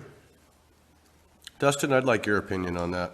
Yeah, I'm hoping Jim kind of steps up here because, I can, real simply, okay, we had a 2010 NPDS permit, we just got it renewed, 2015. They gave us what's called a time schedule order. A time schedule order says, get compliant by January of 2018. They told us, Well, Jim, it's To build a project. 2015 now, that's 2015. three years, isn't it? you know, No, it's 2 No, years. it's 2 years 2 and 2 years and months. 3 months. 3 months. It's not. we need to be in construction in 2017 to show due diligence by this district that we're complying with our time schedule order. Now, if we don't, consequences, my opinion, consequences begin when they see us not complying with the time schedule order. We've avoided fines, we have good rapport. All the things you said was just great. They're not trying to push us, they're not trying to tell us. All those are fantastic comments, and I'd love to hear that you're getting insight from them. But we have a compliance date, And the only reason they are okay? I would add, The fine. we're receiving notices of violation, and they're treating us very fairly so far. They're not imposing the fines. And we have, what, 6 since We've had 2005? And Since 2010. I think if they see you derailed, or if they think you're no longer going to solve the problem, i.e. we're going to defer our capital projects. yeah, they're going to go back and reconsider those notices of violation, which I think they can do, and pursue some kind of enforcement action. Those are the consequences. I say, be careful if they don't see us move forward, the consequences. No, they were saying as long as we continue to do what we're doing, even though so far it's been words and talking about budgets and everything, they're willing to let us Well, continue. this is why they issued the Time schedule. time schedule order, is because they knew we are working on a project. Had we said, well, you know what, we just decided we're not going to do anything, and we're just going to let it run the way it is, I doubt we'd have probably got that permit, and we'd have just started into the fine process, or We would have got a very temporary permit. A 5-year permit with no chance of renewal or With- something. limitations that could have been way more stringent, or we could have been fined, we could be in exceedance every single month, getting a notice of violation every single month, mounting up. This is worst case scenario, and I don't, this is, okay. But he just said we could be building up a huge liability in fines without this time schedule order, with a new permit. And usually, we get maybe 2 exceedances, 3 exceedances a year. Serious. They know not to push small districts. They know how difficult these decisions are, how difficult projects are to put together. We can see how AECom and Lee and Rowe are struggling to find the right solution for us. Well, let's keep on track. Yeah. Kevin has put together in Georgia, rate increase that's going to Yeah. allow. Which would have happened whether the capital project was here or not, whether the state had stepped in. We still knew in 2016 we needed a rate increase. We knew that in 2012. We knew that in 2010 when we started it. We knew that in 2011 when we formatted it. So there's no shock. I don't know why it's always such a shock that we're going to tell the public cheeseburgers cost more than they did in 2012 and gas and everything else costs more, but yet we're willing to defer everything else in our world so that we can tell them that water just costs the same or less. Can we have, the explanation that George gave the other night just confused me. I'm not that smart with all those lines and stuff. And what I would like to see in the proposal when it's coming is that you compare it with our previous water rates as much as you can, how you changed them exactly. Do we have an ag rate, or it's called a residential irrigation rate in there? And so that the people in the district can see, and then when we send out the postcard on 3/18, this time can we make it a nice postcard about this big that will catch their eyes instead of the little small print one we used the last time, and we had numerous complaints because people didn't know what it was and just flipped it. And so it has to be an attention-getting postcard for they understand what it is on the balloting. Maybe we can make them billboard size and Yeah, everybody can say. that'd be fine. Then everybody can say I had a tough time stuffing it in my trash when I tried to throw it away. Just It's to up let to people as individuals to read their mail, whether it comes on a postage stamp or whether it comes in a newspaper size. It's up to you to read your mail if you choose not to. Okay, well, let us move back to talking about approving the budget or changing it, please. Okay, so, and Bill, you are correct that we are spending more than what we're bringing in. A large portion of that is the capacity fees that we're going to be spending on that design for the processed water recycle project. We have gone very minimal on a lot of the projects that we are proposing this year, capital-wise, but let's just walk through them and get done with that, because that is one of our largest expenses. So here's our major capital projects. So we're budgeting $500,000 for the B reservoir. I'm starting on the very bottom, and I'm going to move my way up. For the B reservoir, but remember we're also budgeting debt proceeds, proceeds from borrowing for that too. So that's kind of a net effect of zero on the cash flow of the budget, other than debt service in the next fiscal year. The Twist rehab, that was budgeted for 133, but it was already done. The work is already done. So that one we have no options on. You already saw that we paid everything but the retention on that. So that one's complete. We have a new boat dock for $100,000. That is for the design or the surveying. It's the sequin. That's right. It was the road. Yeah. The road. And that is non-reimbursable through the grant. That's something we're going to have to pay for out of our own capital. So there's $100,000 that we're going to have to pay to put in a road, which is going to get us a really nice boat dock up there, but it's $100,000 for that. $500,000 $100,000, I think is a real rough estimate, just More, I think. Thank you, Jim. sequin and road. That's, when we get to that bridge, let's cross it, when the actual costs occur. They have a placeholder. We're throwing a dart. Okay, throwing a dart. But I'm working on that right now. We'll have some numbers pretty soon, real numbers. So, and then we got $1 million budgeted for this current year for the design of the processed water. And then we have the water rights document, which maybe will be done this year, who knows? Hopefully it'll be done. But that's just the remaining portion on the contract of the water rights engineer that has already been kind of approved. Yeah, do we know if the state's even looked at what he's done? Because it's been about 6 years we've been working on it. They've had conversations with the state. Yeah, remember the lag is we're trying to go to license on that earliest permit. Right. So the ball is currently in the State Water Board's court. They've been sidetracked, obviously, by the drought. Well, is one of the things too that they don't want to, sorry to interrupt you, but one of the things too is they don't want to start handing out water rights until they know if they want to maybe scoop some of those up and Steal on change water the way rights? they? I don't think it's that. I mean, let's face it, you're the domestic supply. If the water board just went crazy, we're going to continue serving water to the community that it needs. We're not going to dry everybody up, but I think it's staffing issues. They're just swamped with the drought. I think, George needs to, and maybe, yes, he has made this decision. It's kind of a policy decision of how long do we wait? Because we've kind of been holding off our environmental document, waiting on the water board to act so that we can then address that in our environmental document. So it's a little bit of a chicken and egg. Who's going to go first here?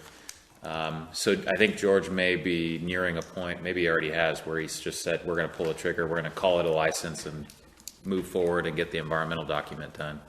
Isn't there a time limit on the environmental document?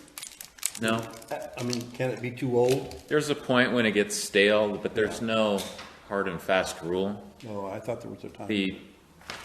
It'll be from the environmental community that will say, well, that was 5 years ago you did that study. You need a new study. There may be a new threatened species that moved into the area. I remember when environmental reports were a way to stop a project. Not anymore. So we're budgeting 50,000 for the 42-inch pipe supports, which has been on there forever. We're not budgeting any capital replacement for equipment this year. So that was one thing that we just cut out everything of that. What's that? No capital equipment in budgeting. No new equipment this year? Nope. No, we've got a pretty good fleet. I wouldn't think we'd need anything. And then we have the Pearson Road and Skyway repair, and remember that is an in and out, so we're getting replaced. We're getting that in there in the capital side, but also we're getting revenue back on the other side of that. Here's our debt service. This is a good picture of where we were and where we've come. You can kind of see that last year here is where we were, and you can see that we paid off the DWR loan dropped off, and actually this was paid off 2 years ago. So that's where that really decreased our debt service. It should have been $356,000. Remember, we paid early on that to save some interest, and luckily now it's decreased our debt service down to $1.2 million. So we've done very well with that, with our debt service. And just to remind everybody of what everything is for, the Davis Grunsky was for the raising of Paradise Dam.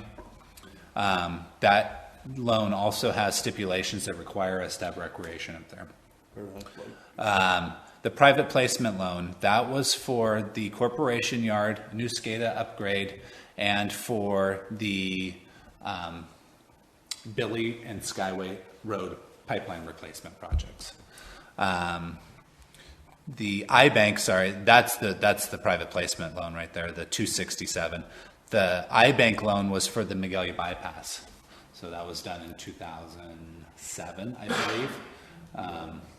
And then the 2009 COPs were for the meter replacement project. How much are we saving in utilities? I was going to say, bear in mind on the iBank one, 130,000 we expend, but we're saving close to over 100,000 per year. We're about 120. It's on PG&E charges? Yeah, so we're actually saving as much as we are paying on that one. So that one is definitely a net payback on that one is great. And then, I mean, the payback I believe on the meter replacement is very big too. It may not factor into dollars, but it factors into water. Gold. In the yard, they have boxes, and some of them have fallen apart, and then they got some steel bins now, and they're all full of these little meters. And so that's an additional expense. We've had to go out and buy those things, but I think the cost of them finally went down to a more reasonable level. $100. They're still at $100. $100 a replacement. So Those are the you go out and look at fireflies? those. That's what's in the bins he's talking about? There must be a couple $100,000 worth of those things out there we had to replace. We're replacing. We're averaging about one a day. One a day. Yeah. And they're So eventually we're going to have to replace 10,000 of them, or They're not Well, with the- eventually you will, but what the time frame is on those, because there's a smattering of goods and bads. So the U.S. made were good, so they have a 20-year estimated life, and I have no reason why I don't think they would last 20 years. And then you have the overseas ones that seem to be burning out about 2 to 5 years, it seems like. Some might last 20, who knows? But we're just replacing them as they go bad. And so Why are we keeping the dead ones? I was curious about that. right now we have no place to put them, or there's not a recycle thing, and we're kind of keeping them in case there is some type of recourse that we can kind of get back. So we might still be in talks with Chevron to see if we can get some recourse on that. And if there is, we still kind of want to keep How the much money evidence. do we have in the budget for replacing those? It's just through the supplies budget, which we normally budget about $100,000 of supplies. And so they just kind of come out of that supply budget. Which was, we did the same thing last year, right? So it was in the budget, so you just stayed the same. Yeah. What, about 36,000 a year then? Yeah, that's about what we've been averaging. Well, it'll be 36,000 total. It's not gonna. No, well, per no, year. You're saying we're doing 360 a year. Yeah, All right, okay. One a day. yep, We're actually 365. right. Yeah. So that's our capital. And then I'm going to kind of buzz through here real quick and hit our labor, just to kind of give you an idea of where our labor costs are associated. So you can see that our salaries are approximately, we're budgeting about $3 million for that, and about $1.6 million of the employee-related expenses, which is the benefits, including retirement, medical, dental, vision, all that stuff. So, We on page 41 now? yep. Right. So 4.5 million of our budget is. It's on your is screen, Salary. Bill. Oh, I know, but I've written notes inside the budget Oh, okay. on these different pages. So, about 72% of the total operating expenses are salaries and benefits. The remaining portion is the electricity, the supplies, any type of outside professional services, legal, those type of things make up the 28%. And I have several questions. I've Go for it. got marked on the page. I'll start up at the top. They just have question marks next to it. Which page? On page 41. 41, that's what I thought you were. And it says across employee-related expenses, you don't have an actual in there. And, For the source of supply, employee-related expense. Yeah, source of supply. yeah. And all of a sudden, you've got 13 and 14, but nothing for this last fiscal year. Yeah, no, basically what it is that when people calculate their time, they put it in different departments. And for this year, no one worked, I guess, in source of supply. A lot of times where it's going is to recreation and security. So- Okay, but you've doubled it from, 2013 was 5,000, this one's at 4,000. Okay, that answers that question. Then if we go to security and recreation, Yep, we have 89,000 we spent this year. Yep. And the previous year was 82,000. Now you've budgeted 113,000 for this budget. so it's Full-time Did person we at get the a new lake. full-time person at the lake? The lake. full-time. So the full-time person at the We lake. got a full-time. Thanks, Kevin. I wasn't asking you guys. We just And want to then, let you know we knew. Employee-related expense, right beneath it, goes up by 20,000. Any rate, supposedly Justin was hired in at a lower rate, but there's Jason. nothing about that. Jason, yeah. Jason, I'm sorry. Next was water treatment. Mm-hmm. And it went from 609 to 662. That's a Yeah, so. percent. So it really didn't go up if you add the overtime. I don't break out the overtime in the budget, I just lump them all together. So if you put the overtime with the actual, it's really close to the same. Didn't we make some increases too with the treatment plant? Not, With that the- was a couple contracts back. Oh, I thought we did more than this year. something to do with overtime. It was sleep time, and it was that wasn't this contract. It was the last There was one contract. before. Yeah. Now, This one, you actually kind of flatlined it. the next one is transmission and distribution. Yep. And we're supposedly cutting costs there, but the actual was $691, and you've got a $100,000 increase for this budget. Yeah, so it's a shift of personnel, but that one is where you're adding those 3 utility workers. The new budget is adding the 3 utility workers back in, Yes, but there's only 2 we've left. 3. Remember? Well, one got moved to the lake as a full-time employee is covered there. That's the increase in the security and rec. Now we got the increase in the, Okay, because you're gonna put 3 more people to work, next March or April, I imagine. So, they flew it this week, and we've already got applications coming in. They're gonna probably hire them in the winter. because of what's happened with like Pearson Road or? No, just that they like to train them in the winter, so they're ready to go in Oh, the I summer see, get them trained. or spring. And then the next one is administration. It's, last year was 751,000, and now it's actually gone down, 728,000. I Yeah, wonder so- how you did that. It's basically, again, it's where people are putting their time. There was a lot of time that was maybe in different departments where I budgeted that actually got charged to the administration and personnel due to the fact that we're doing a lot of planning projects.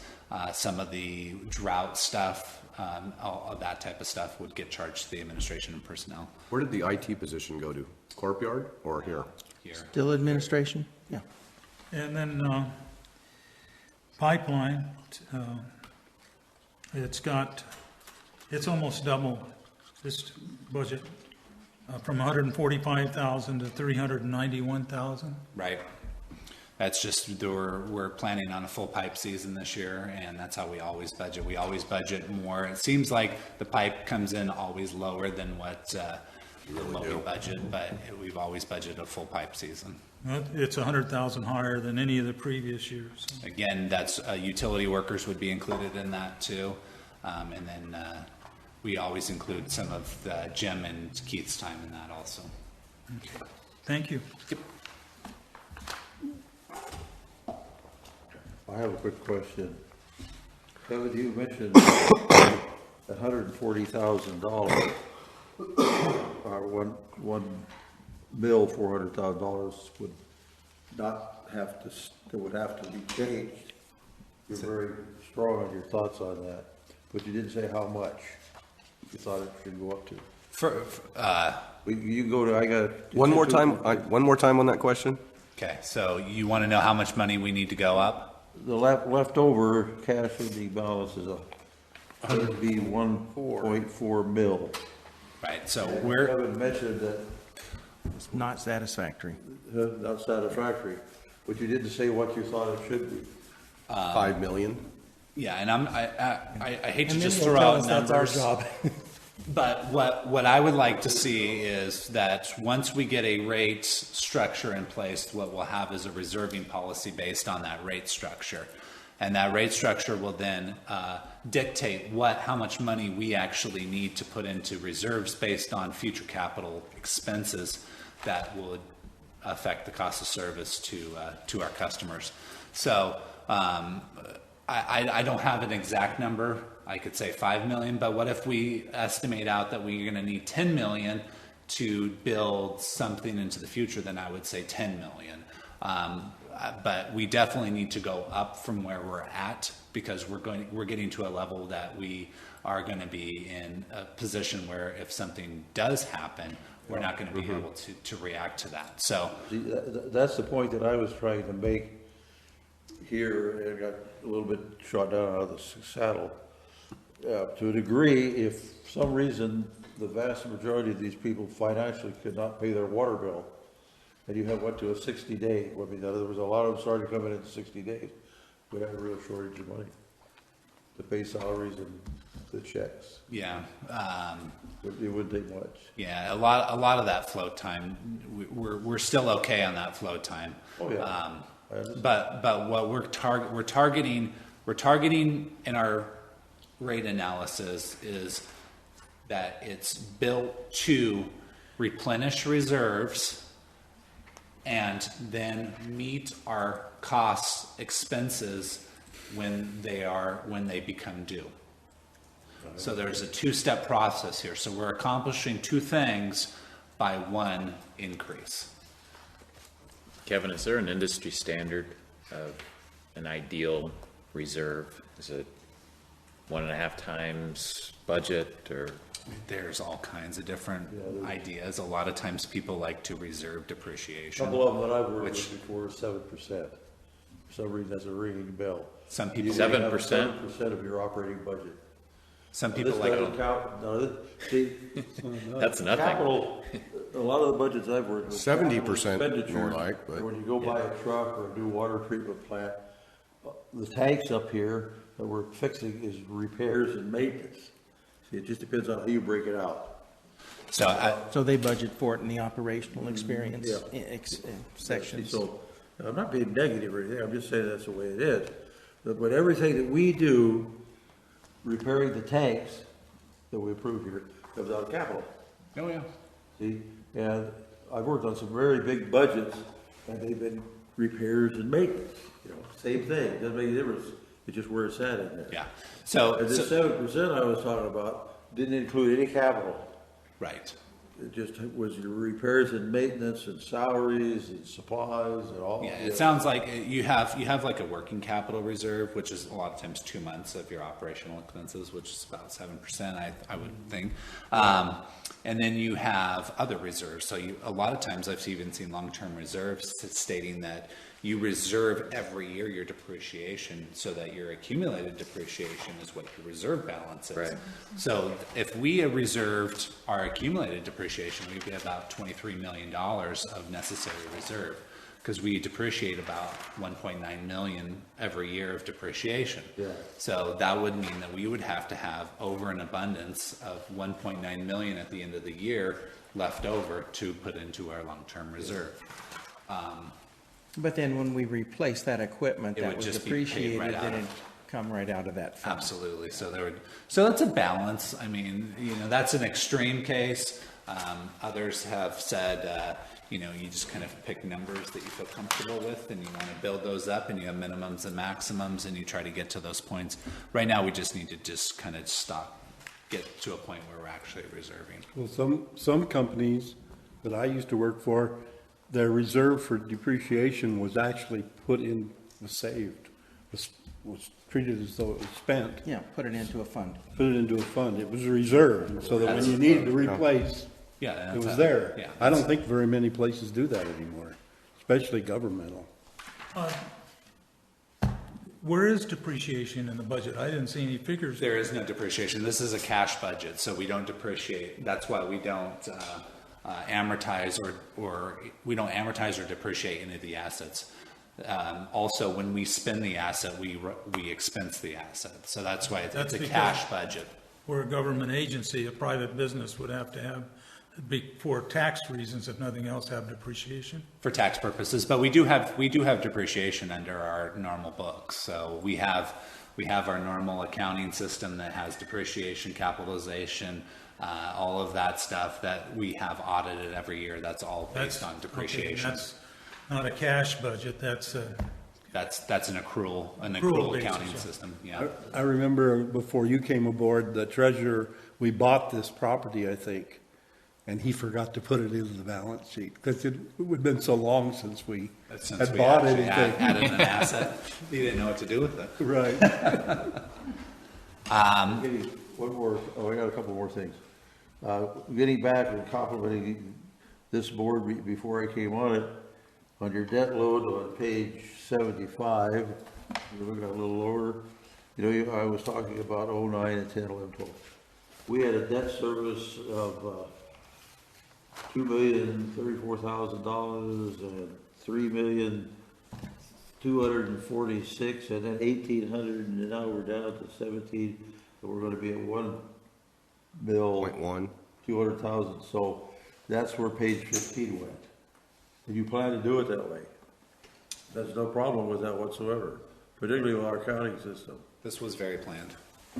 This was, yeah, the debt service was very planned on how, and how it was structured to make sure that it was viable. We would have had to have a pretty substantial rate increase not to use those reserves and pay that kind of a debt out. So just to let you know that when we refunded the bond, our debt service on that bond was $1 million a year. Yeah.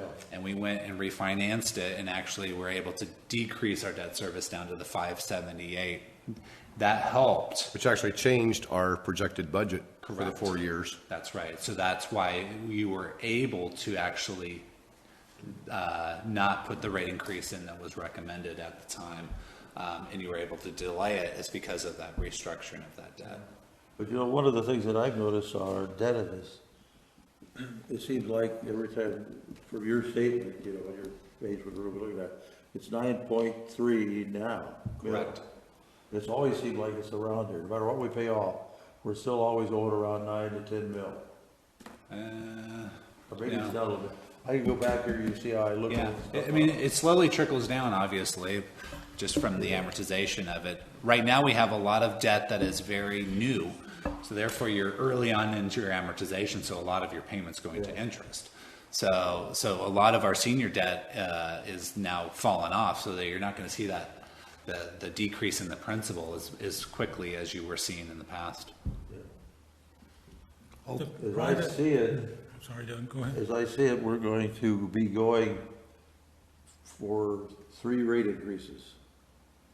3 components to the rating. Yeah, I was gonna say, let's not call it 3 rate increases, let's call it three projects. 3 reasons to have a rate increase, word it some way differently rather than 3 rate Well, 3 increases. components to a rate increase. That's Correct. So we not the don't have correct to go wording. back and all this type of thing, which I think is very wise, okay? Right, saves the money on 218. Yeah, 218 and the whole bit, and then the people will do it one time and hopefully not for another couple of 3 years or whatever, future break. What is the longest we On can go? here. 5, 4, 5 years. 5 years. We can do one every 5 years? We can do it, we can have the rate increased for 5 years, 5 years, yeah. so you don't have to go back and increase it. Yes, Bill? The private placement loan, almost all of that payment is going to interest, isn't it? Very little to principal? I'd have to, I can't remember exactly the portion that's going to principal versus, but it's, trying to think of what interest rate we're at. It's fairly still good, a 4% or fairly something. good interest rate. I think it was at 4 point, I can actually tell, oh, wait, here we go. Compared to what the banks do now. I got the amortization. I forgot I had it in here. Tried to talk my clients into buying.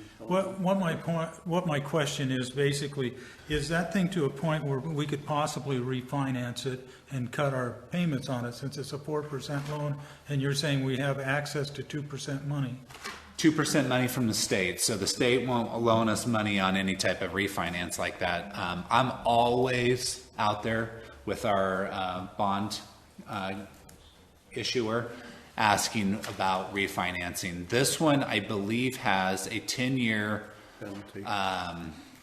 a penalty for payoff, for early payoff on this one. So I think we got to wait till it's a 10 years out, which is not too far away. I think it's 2 years out from the 10-year prepayment penalty. Once that prepayment penalty is up, then we'll definitely look and see if there's any other interest out there to for a refinance. Especially it's being then it would be at a 10-year term too, which is a lot more, friendlier on the interest rate too. So we'll definitely look at that one. Here's the amortization schedule on your screen. So right now, it's about 50-50 almost interest to principal. What did we buy with this money? So it's right here. So we bought the Billy Road, the Billy Pipeline project. We financed that portion, the SCADA upgrade, and the corporation yard. Okay. Majority of it was to the corporation yard. That was the refi. What was the loan on the meters? The loan on the meters? Yeah. It's right here. Yeah. 2009 COP, and that was a $5.7 million. We owe? And so the interest rate actually floats on this one. It's about 4.25 average, but you can see the coupons are different based on the tranches of the bonds that we sold off. Balance, oh, yeah. 15, yeah. Well, that'll be paid off in 15 years from '09, where it was. Kevin's very proactive, though, in watching these loans and finding us when we need financing, so. Yeah, this one again has a prepayment penalty on it that we're continuing to look at, but 4.25 on average is not too bad for a major issuance of Plus the debt. fact that if the board raises rates, we tend to get better interest rates because of it. If we didn't raise rates. Absolutely. You know, Yep. There's been 'cause lots that's of, what, our loans are always on our revenue anyway. there's been a lot of articles out there that have caveated districts that don't do anything during this drought, that it could be very detrimental to their rating when it comes to new Their rating. reserves. Tomorrow. Okay, do I seem we- to remember back in 2010 or 11, when I first got on the board, I asked you, what's a comfortable amount of reserves? And at that point in time, you were like, well, 5 to 7 million is where we want to be. We were higher than that, actually, at that point, but But we were spending down. we obviously knew that that money was not going to be at the $10 million mark at that point in time. But 5 to 7 was And you I- said that was comfortable for the banks looking at us for loaning. They Like wanted to see they about like to that see much. Yeah, they like to see revenue increases too. Mm-hmm. They do. So, but I just want to remind the board, we're talking about where we're at today, but we've done a lot with the money that we've spent. We have a brand new administration building. We have a brand new corporation yard. We've done tremendous amount of pipeline replacement to get to where our unaccounted water is below industry standards. We've put an automated meter reading system in that now gives our customers daily reads and the ability to get through this drought, which I don't think we would have been able to get through if we didn't have that. We've gotten much better on the customer service side of giving our customers access to the internet, being able to pay online, giving them instant notification of leaks. We've come a long ways. We've done a lot of really good work with what we've done, and we've done it at a very, very low cost to our customers through this time. We've burdened the expense instead of them burdening the expense, based on that we've spent our reserves instead of just going out and asking for the money when we wanted it. So I think coming forward, I think that we should be very proud of what we've done, and I don't think we should be ashamed of going and asking for more money. I don't think so. I think we should be proud of what we've done. What you're saying, and I've made that statement even when I was campaigning, our water, right at this given moment, is at a very fair price. Absolutely. I'm not talking about the future, I'm talking right now. But I've been using it since 1951, so I can go to that. So, But okay, on page 7 of here, right there, the third paragraph down, the depletion of reserves cannot be sustained through the budget year.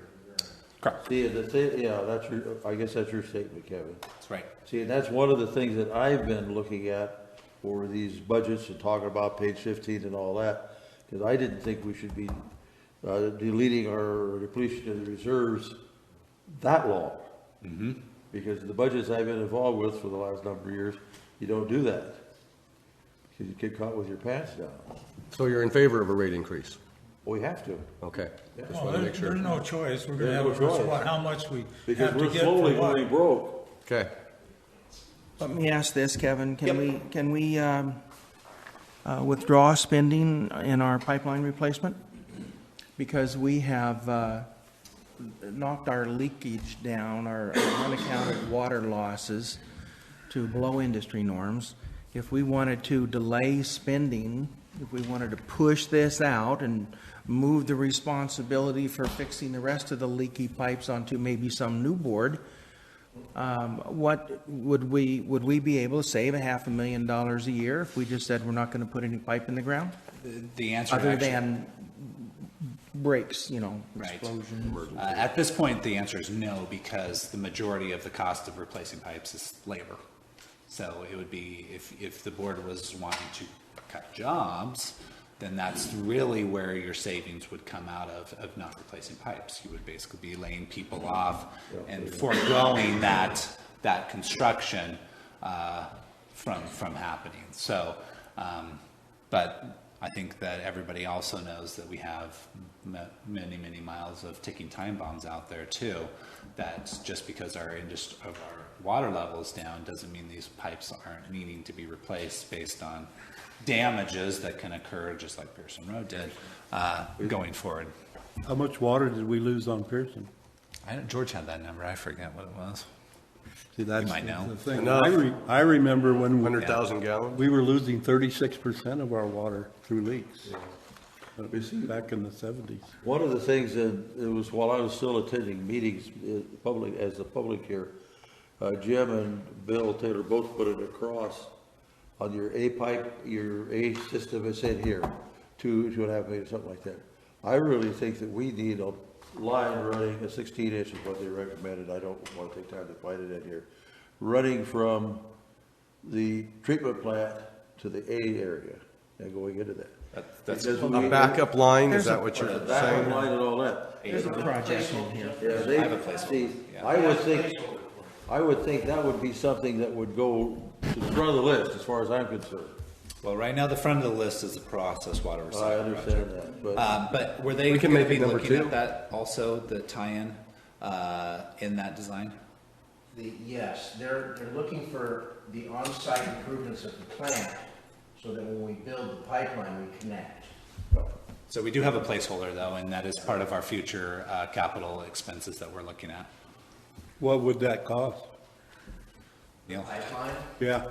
All right. Oh, no. Wait a minute. If you give a figure, Go high. Don't, Not very wrong.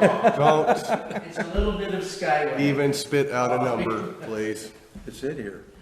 I just have a quote, I tried to find it, I was This new water talk is coming out that Tanya gave us before the meeting started. Is there some way the next one can talk about the 218 process to our customers? This would get to all of our customers, it'd be efficient. This thing is something we didn't have the last time we had the 218 process. But can we explain to our customers, or I'd like to put it our owners of the district, what the 218 process is and things just like this? Do we send those out monthly, quarterly? With the bills. Okay. I don't know that the next month you'll be quite ready to do that. Well, I whatever think, I think Neil, that's just the process, not. I think he's not the saying figures. just the process, and then Oh. perhaps in November, followed up with the actual. Yeah, I would not recommend that. I mean, you could give a link to somebody else's website, somebody else's description of Proposition 218, but I wouldn't want to try to word it Try and to then be reword it. criticized for, you didn't word it in a way that I understood it. Governmental website that says, Yeah. this is what Prop 218 is. You don't want somebody to think you tried to hide something. Yeah. Well, if you do what Dustin does, he talked about it. It says adoption of a water rate change is governed by guidelines requiring public notice and opportunities for input for the change, like fairnessirrigation.com for meeting notices. Gosh, it's already in here? We just. A set little it that blurb. way to A little blurb. somewhere. It's already here. Yeah, Oh, but it your doesn't request- say Prop 218. It's there, but it doesn't say the process. No, but what, could you, in the next one, you could reference where they should go look if they want to. Yeah, we can do that. We can find a good third-party site that, Is it, wouldn't it be real boring to give them the one the state has? I don't know if the state does have one. They don't? 218, the state is not subject to 218, so I thought it was a law. State makes them, they don't interpret them. it is, yeah, it's a They don't even constitutional write it, provision, judges do. but, Just give them that, give them the legal language of Prop 2. yeah, give them the ballot. I have one other comment I just found. On page 29, at the bottom of the page, you have a water price comparison based on water usage. Now, I didn't know we're compared to Phoenix, Fresno, Memphis, Chicago, New York, San Antonio, Salt Lake City, Los Angeles, Seattle, Santa Fe, Denver, Tucson. are. No, we are. Why are we being compared to them? We're not a major urban area. All it is to show how our current rate structure is so service-oriented. So it's Yeah, not, look at there's the chart no, above's got the locals. National water rate comparison, I think you could Bill, strike that. Bill, would you be comfortable if we compared ourselves to, let's say, the Lake Almanor district? Would that be a relative comparison? No, that's well. Because they pay about $180 a month for their Well, water. if you look above And it, they're about comparative size to us, and they have a giant lake right out in front of them, but yet they pay about $180 a No, month. that would be a fair comparison. okay, so if you look, I'm not Pretty arguing cheap with compared the to them, bars, I'm so- just arguing it should be something that's comparable in the size of the district we have. so if you look up, it has the local water rate Local is up comparison. above. And you can see that we are not dotted, we are solid. And we are ending up at the very I bottom of don't that have chart. any problem with the other charts. I just think Okay. this one at the bottom is, I don't know what the purpose of it is. It's, I like it. It's a national, More it's a information. national comparison. Yeah, right. Okay, are we going to ask any other questions, or do we have suggestions Pretty says national of budget water rate items, comparison right to above it. withdraw, to stop, to change, or any other specific questions about items in the budget that are confusing or you need clarification on? Because we need to talk about specifics. If we're going to make any changes, let's make a motion. And Well, I'll bring up something for an item on another meeting, but as far as I'm concerned, I've said about everything I could possibly say about this budget. just remember the budget is not approving capital projects, it's just Yeah. planning. Okay, I got 4 people agreeing. We're not spending. This isn't a spend. Okay. I think maybe we've hashed it around enough. We're going to ask public if public would like to speak to this issue. Ward? Thank you. Yes, sir, thank you. First, I'd like to address the issue of savings with a little story, since I had a personal input to it. You get married, you have a baby, suddenly you say, wow, how can we afford to send this kid to college? So you put $100 a month in a bank account, doesn't pay very much, and the banker says, kid turns 18, you're going to have $23,000. You're not going to buy much education for that. So you invest in something else. Well, guess what? Kid graduates from high school, he goes to junior college, he does pretty well. He gets invited to go to a trade school. It cost $25,000 for all of that. But because he was invested well, his account was actually $50,000. Now he's finished trade school, he's got a certificate, and he can't afford tools to go to work. But junior college and trade school was $25,000. His savings account was $50,000. He had capital money to go to work. That makes sense, doesn't it? I think you got to have a savings plan. I think there's an issue here when you think about expenses where we've had a really, really good example in our town. The town of Paradise, after 2008, came up with 2 plans that were very effective in helping with their budget. The first one was to reduce to a 4-day work week for most of the staff. It cut their expenses, salary-wise, very quickly. The second one was the manager took a huge reduction in salary, and he didn't take the next 2 raises. Following that, when that manager was replaced, the new manager refused the first 2 step increases, all because the town needed to save money, save expenses. That was very effective. I think those are possibilities that should be considered, maybe not immediately, but at some time as we look forward to how we manage the monies of this district. Thank you. Thank you, Ward. Thank you. Would any, yes? I got a hedge fund for that kid to invest in. And put it in the bank. It seems like most people are agreed upon a rate increase, but we don't know how much. Well, that's what I'm hearing from this board. And we don't know how much or how it's going to be implemented. And I heard something about a 3-step plan. Is that 3 years? No, 3. No, it's a three-prong agenda. 3 components that are going to be the major things we're looking at, making sure that this rate increase will finance those 3 Well, major. you use the word components. We need X number of dollars by January of 2018. How are we going to get it? That's going to get down to $1 amount that we're shooting for. But It's laid out on the website. is it? PID website has it laid out. But you did say, That must have just went on there. I didn't see that. Do you want me to answer this question? Yes. Yes, please. So just to answer your question, right now, this is going to go to the rate committee first. So there has been really no decisions made. There's been staff time and knowledge put into this and trying to get this the most easy, digestible rate increase that we can do for the community. So we have proposed a 3-year rate increase. That has not been seen by the committee. It's not even been seen by the board. So until that is in place, they have all the options in the world. They can go whatever they want to do, they can do based on that it's legal. And so right now that's It's not a rate increase, it's catching up with costs. That's right. That's what Cost Counsel of service says. study.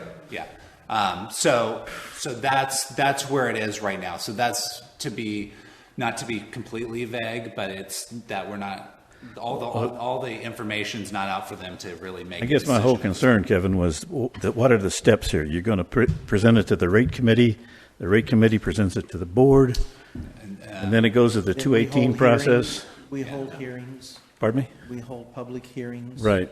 And you have to go through the 218 process. And they're going to send out postcards. Is that my understanding? There will be a legal notice. The 218, there's going to be a lot of public opportunity for comment and input, put it that way. And there's actually the 218 process. The district proposes a change in rates, and it's up to the customers to decide whether they accept it or not. And it's theoretically possible that if enough customers objected, that the proposed rate increase would not go through. Right. And the objections are voiced by sending the card back or the ballot. A written protest. Yeah. If you get it in the mail and you throw it away, you voted yes. Essentially, yeah. Yeah, silent vote is an affirmative. Right, Yeah. and we're not calling it a rate increase, it's a rate change. No, it's keeping No, up it is a with, rate it's change, catching but up with some costs. people may go Council just down. said it's catching up with costs. Well, also, it may not be an increase. It seems to me Our that, savers may go down. and it seems to me what the whole rate increase is around is taking care of this capital expenditure of this water process. It's a major. Yes. Yeah. And that's where we're at. If we did not Increasing our- have to and replace increasing any of our, our pipes, or do reserves. this process water recycling program, or build a new dam, or increase Well, storage. I understand that. I'm just talking about that one specific project. Right. So if we is didn't in the have to budget. do any of those projects, we have, without building up any reserves, we have enough income coming in to cover expenses barring the drought. The drought reduced our income by $500,000 a year Oh, sure. and put a hole in our pocket. I realize you have all these other capital projects you got to look at, but that one in particular is the one I think that's the driver It is. of this rate increase. The required one. Right, mandated, better Mandated. word. You know, there's really three reasons. One is the recycle thing. The other reason is our reduced revenue because of the drought. And the third is we've used up our reserve. You're exactly right. The three things that are driving it, I think. That's the way I look You at it. had indicated, Director Corolla, that it'd gone about 6 years without a rate increase, and then they had a minimal rate I think we were increase. 5 to 6 years prior to that. It was a long time. It was. Yeah, it was a long time prior to. And the just rate. draining off of reserves to survive. And even at that point, they were up to 10 million, so. Well, I would hope It- that this they- board won't do that in the future. I hope for a rate increase every year. Right. I know Well- people don't like to hear that, but I would much rather have a sustainable, small increase to keep up with inflation, to keep up with expenses, and then when we need to finance a big project, we determine how we're going to do it, whether Well, it's, a small increase is more palatable to the people. yeah. That was exactly Makes it it a lot back in easier. 2012 was. But after not having one You for only 6 went years, for you a would have thought they'd have 4%, had one. 3 to 4% increase, just for the simple fact that it was going to be a shock since nothing had happened for 6 years or 5 or 6 years. Well, that's when you hit them with a big one. And at that point, and at that point, that wasn't very palatable. But it was at that very point. Anyway, I got a little better idea about what the process is going to evolve into, so Okay. I appreciate it very much. Just when the last kernel of sand. Oh, yeah. Grain, it's grain. Yeah, it's a grain, not a kernel. We need to be careful what he writes down, though, because some people were really confused about the rate increase. I'm sure he's going to quote you several times. Yes.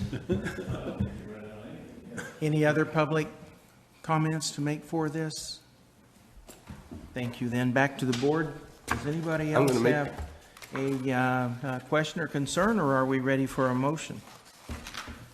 I'm going to make a motion to approve the fiscal year 2015-16 budget as presented by Treasurer Phillips. And I guess there's not any wording on it, so I guess that's going to... That works. Second, I'll second that. Thank you. you can give Bill the second, Doug the second. Okay. Any more discussion by the board? The reason I seconded it, because it's a good motion, and I'm going to vote for it. On page 7, paragraph 3, from down the time when I talked about it earlier, what a budget is designed for, and then right at the bottom sentence of the thing, the district will need to go through Prop 218 process to get the increase in water revenue. If the district is successful in increasing water revenue, then the budget will be amended to reflect the increase. Absolutely. So, Right, that was our plan. We don't like planning for something that increased revenues when we don't know whether we're going to get the vote. I'd like to make one comment. I think Kevin did a very good job answering questions tonight. I had lots of them, and I appreciate the explanation he gave us and the clear thing about how we are sitting financially, so that finally Doug and myself aren't two guys over here talking, because he agreed with us, and I thought that was just nice. And I thank you very much, Kevin, for your presentation. Don't let it go to your head. Certainly won't go to your wallet. Any other discussions? All those in favor say aye. Aye. Aye. Any opposed? None. It passes 5-0. Thank you.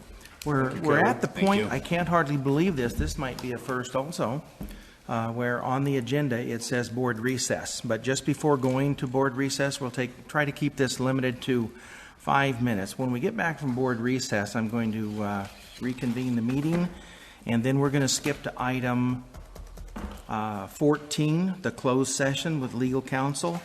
It's going to be a brief meeting, and I would like to get that taken care of prior to the other routine business while we're still good and healthy and awake. So we'll just make that little change when I come back. I think as far as the public goes, you can probably plan on us being gone maybe 10, 15 minutes and then back out. I recommend you stick around. I've got some stuff I'd like to make sure you hear under director's comments. I was told I couldn't talk about it otherwise. Recall us to order after the break at 9 p.m. And we're going to be moving to item number 14, the closed session, conference with legal counsel in regard to anticipated litigation and significant exposure to litigation pursuant to paragraph 4 of subdivision D of the Government Code, section 54958873124-B. In English. No. Did I miss that? Just read, yeah. Oh, excuse me. One potential case. Prior to us going into closed session there, would the public like to make any comments to us about this topic? No. Make sure you're commenting to the right section. I said it right. Code No, you section should be. 54,956.9. 9. You said B before. I got all kinds of things in there before. Public comments about this? No. I think we're going to 10, be 15 minutes. 10, 15 minutes and right back. And therefore, going back out of closed session, and the Board of Directors gave guidance to legal counsel in regard to this matter. That's our announcement. We're now going to move into item number 8, committee reports. The first one will be the Paradise Lake Recreation Committee, Directors Kellogg and Flesher. And Director Flesher, you're the chairperson. I noticed that, and I started to call during that. Now, you can still give the report. You weren't there, but I go wasn't ahead. there. Yeah. Okay, Director Kellogg? No, it's me. Larry's the chairperson. Larry's the chairperson. Well, who's on the committee? Larry and me. Larry. It's an error on my part. It's an error. Why didn't Flesher. you tell me that? I wanted to make a surprise. Okay. See if you're paying attention. And I'm the one that populated the committee. Right, you should have known that. like they used to say. Okay, we met on the 1st of September, a Tuesday, which is an unusual time. And we had updates on all our projects, which were the same as last time. I would say the biggest thing happened is we did vote to send it to the board, consider a one weekend of what's it called, surfboard? Paddle boards, and also a one weekend for that, and a 1 day for dogs on leashes. I voted against both of them. And George told us it was Ken's idea all the way through. Now, thank you, Bill. Well, now we know why you voted no. We got one together there. Well, what it is the reason they wanted to do it is to see if it would work, if it would help, if it would increase the attendance at the lake. And a one-day So what we wanted test to do is is see going if to tell dogs you and that? people Well, could it's both better be in our than lake putting it in on place and separate then days. pulling it out. The one weekend. Dogs and people could. You were saying, you said, you were the one that brought it to our board. Yeah, it's your fault, Ken. But I also, since we're discussing this now, well, you're giving a report. I'll just give you a report, yeah. Probably shouldn't discuss. So it's not on the agenda today, so. Right. I have to go on next month. I was getting ready to roll, but No, right. Okay, so, and then our next meeting is, when is it? It should say here somewhere. Tuesday, November the 3rd is our next meeting. We should mention Tanya's thing about kayak rental. She presented a thing, Oh, for the kayak, yeah. yeah. you look like a dog caught in the headlamp. I was going back, it was a while back. You're right. She said a partnership progress has been made with the Chico State Adventures outing for the rental of kayaks and canoes. A promotional poster and information cards are being developed by Cedar Creek. The laminated poster will be posted at the lake, and cards will be handed out by adventure outings during rentals. Rental rates will be included in the poster, and the lake fees shall be added to the promotional info. There were no reduction in rental costs agreed to. Adventure Outing is the only company in the area that rents equipment that could promote the lake's recreation designation for this sporting activity. Oh, see, I didn't quite understand though. Are you saying that you guys? We didn't vote on it or anything. She presented it, and we listened to it, and it would come to the board, but it'd have to be agenda-sized to come to the board. Okay, so you guys didn't vote on it and come up with a committee recommendation? No, only on the dog day and the. The dog day, we spent an hour and a half on, and. Not the dog one, it was the boarding one. Well, at any rate, we spent an hour and a half on two of them. Right. See, if I hadn't brought that up, you guys wouldn't have had anything to talk about. We would have had a shorter meeting, that's for But it sure. has to be agenda-sized where the public will see it, and we'll see what happens. Okay. Thank you very much. The second committee meeting, Butte Local Agency Formation Commission, Director Duncan. Oh, I better Right. dig out my notes. Yeah, for your next one. Okay, we met on the 9th of September, Wednesday, and we had just come back from the annual Cal-LAFCO annual conference, at which time Butte LAFCO received an achievement award for being the most effective commission in 2015, and that was because we had initiated and got through the annexation of the ducks and the islands in Chico and in Oroville. And the only comment that was made at the meeting was, why did you take so long to do it? Because it was over 30 years to do it. But that was that. And then at the meeting, we had 3 extension of services for the city of Chico. And we also came into agreement on the 62 extensions that they did illegally, and they're working on that as a 5-year project.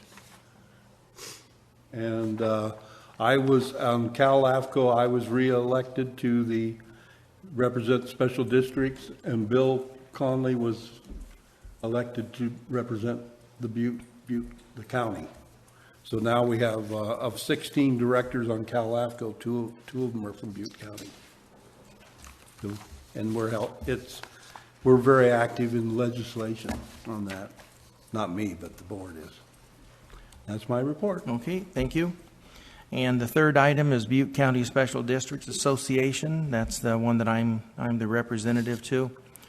And George is on it also, but George was in Italy on a boat over there somewhere. So am I. And Larry is on it as a representative from LAFCO, I believe. Is that right? Correct. Yes. And anyhow, we met yesterday at the Paradise Park and Recreation Department, and it was actually one of the better meetings that I have ever seen there in the 6 or 8 or 10 years that I've been involved in that thing. There was some lively discussion and interest. Probably because we had this, the guest speaker there was from the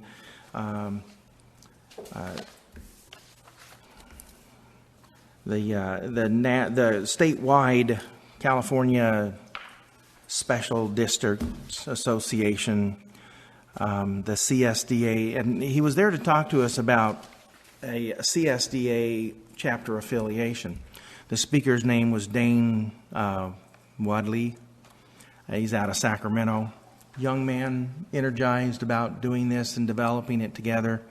Apparently they're broken up into 6 regions, and they're going to have 6 of his field coordinator positions populated by the year 2019. So they're taking a couple now and a couple next year and a couple the year after, etc.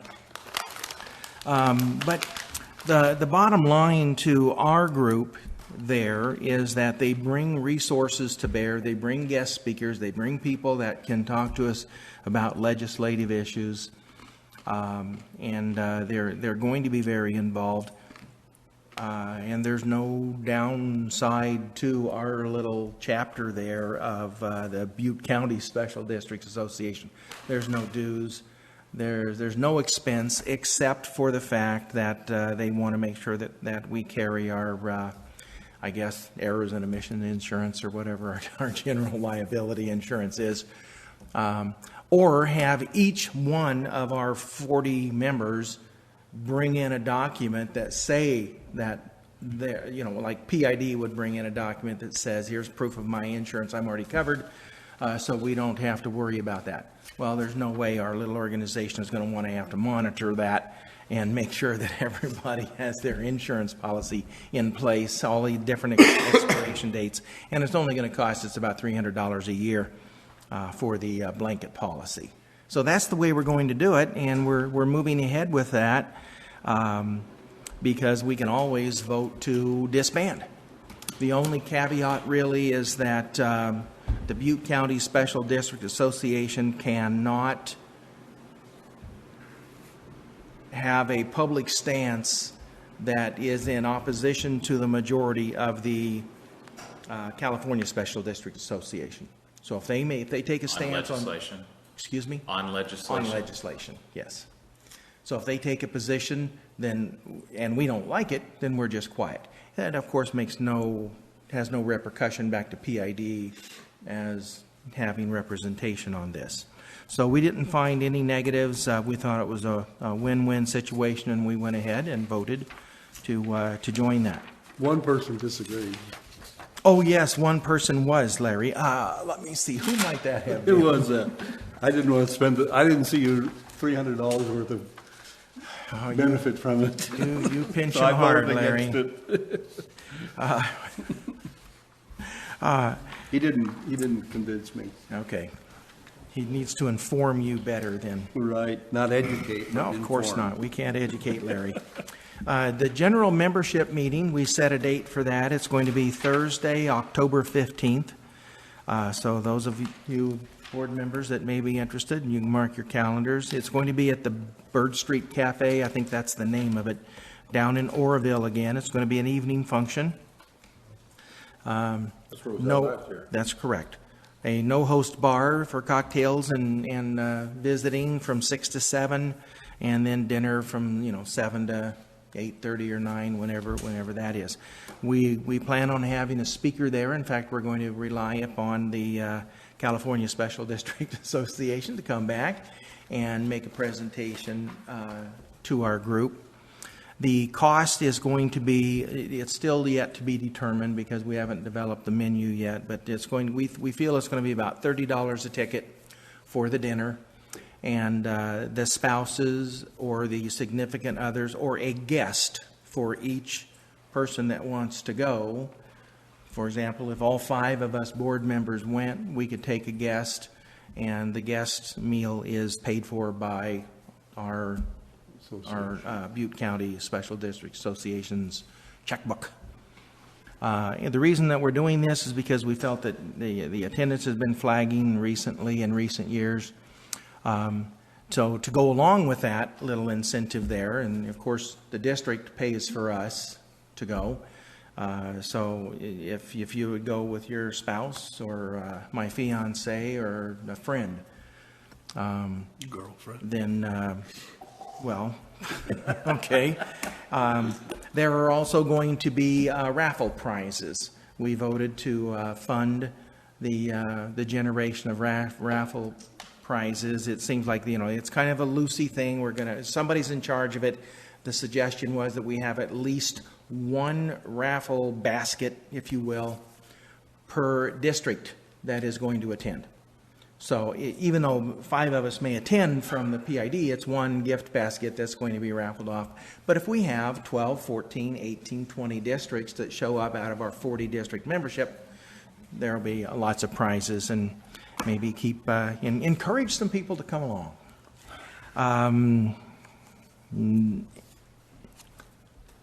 And that is it for the meeting. We had a quorum, we conducted the business, we accepted the previous minutes, we're all up to date.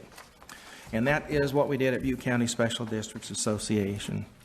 General Manager's report. Are you going to dial, George? And what time is it over there? About 3 in the morning? Let's get him up here. Let's FaceTime him. That's right. He'd like that. We have George's written report in the board packet.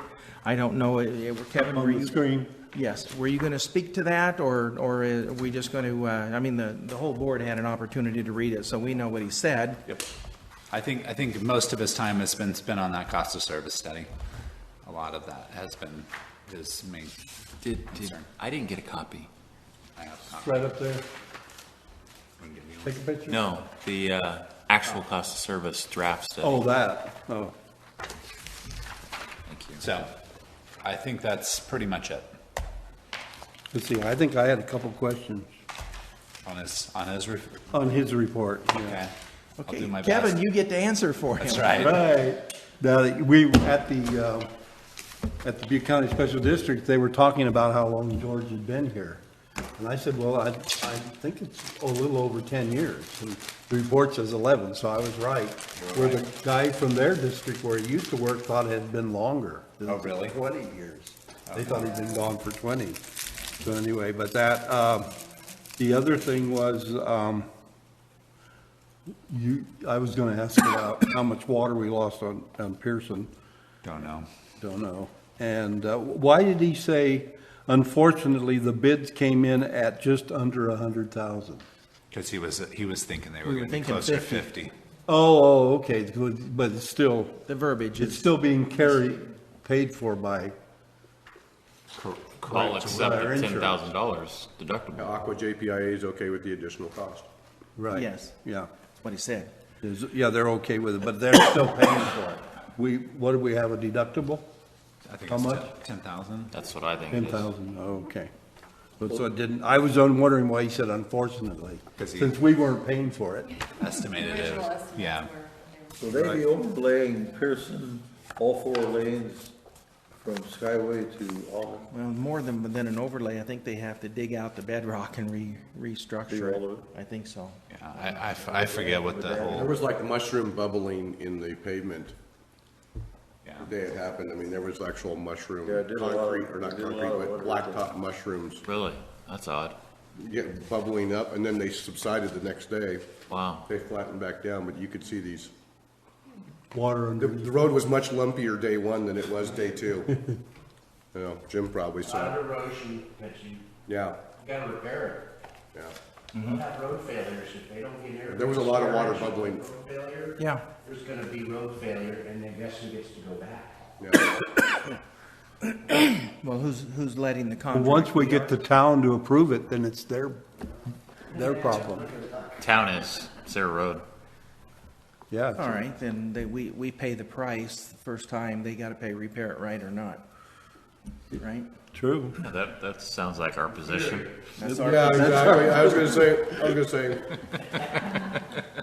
Next on legal court. But we're gonna do it right, so therefore they shouldn't have any recourse. Okay, any other questions about George's report? The general manager report? We'll move on to item 10, legal report. Dustin? I'll try to be quick, but I'm working on a letter. This will probably be a closed session in the future. But I just wanted to mention there's so much going on with the Bay Delta right now.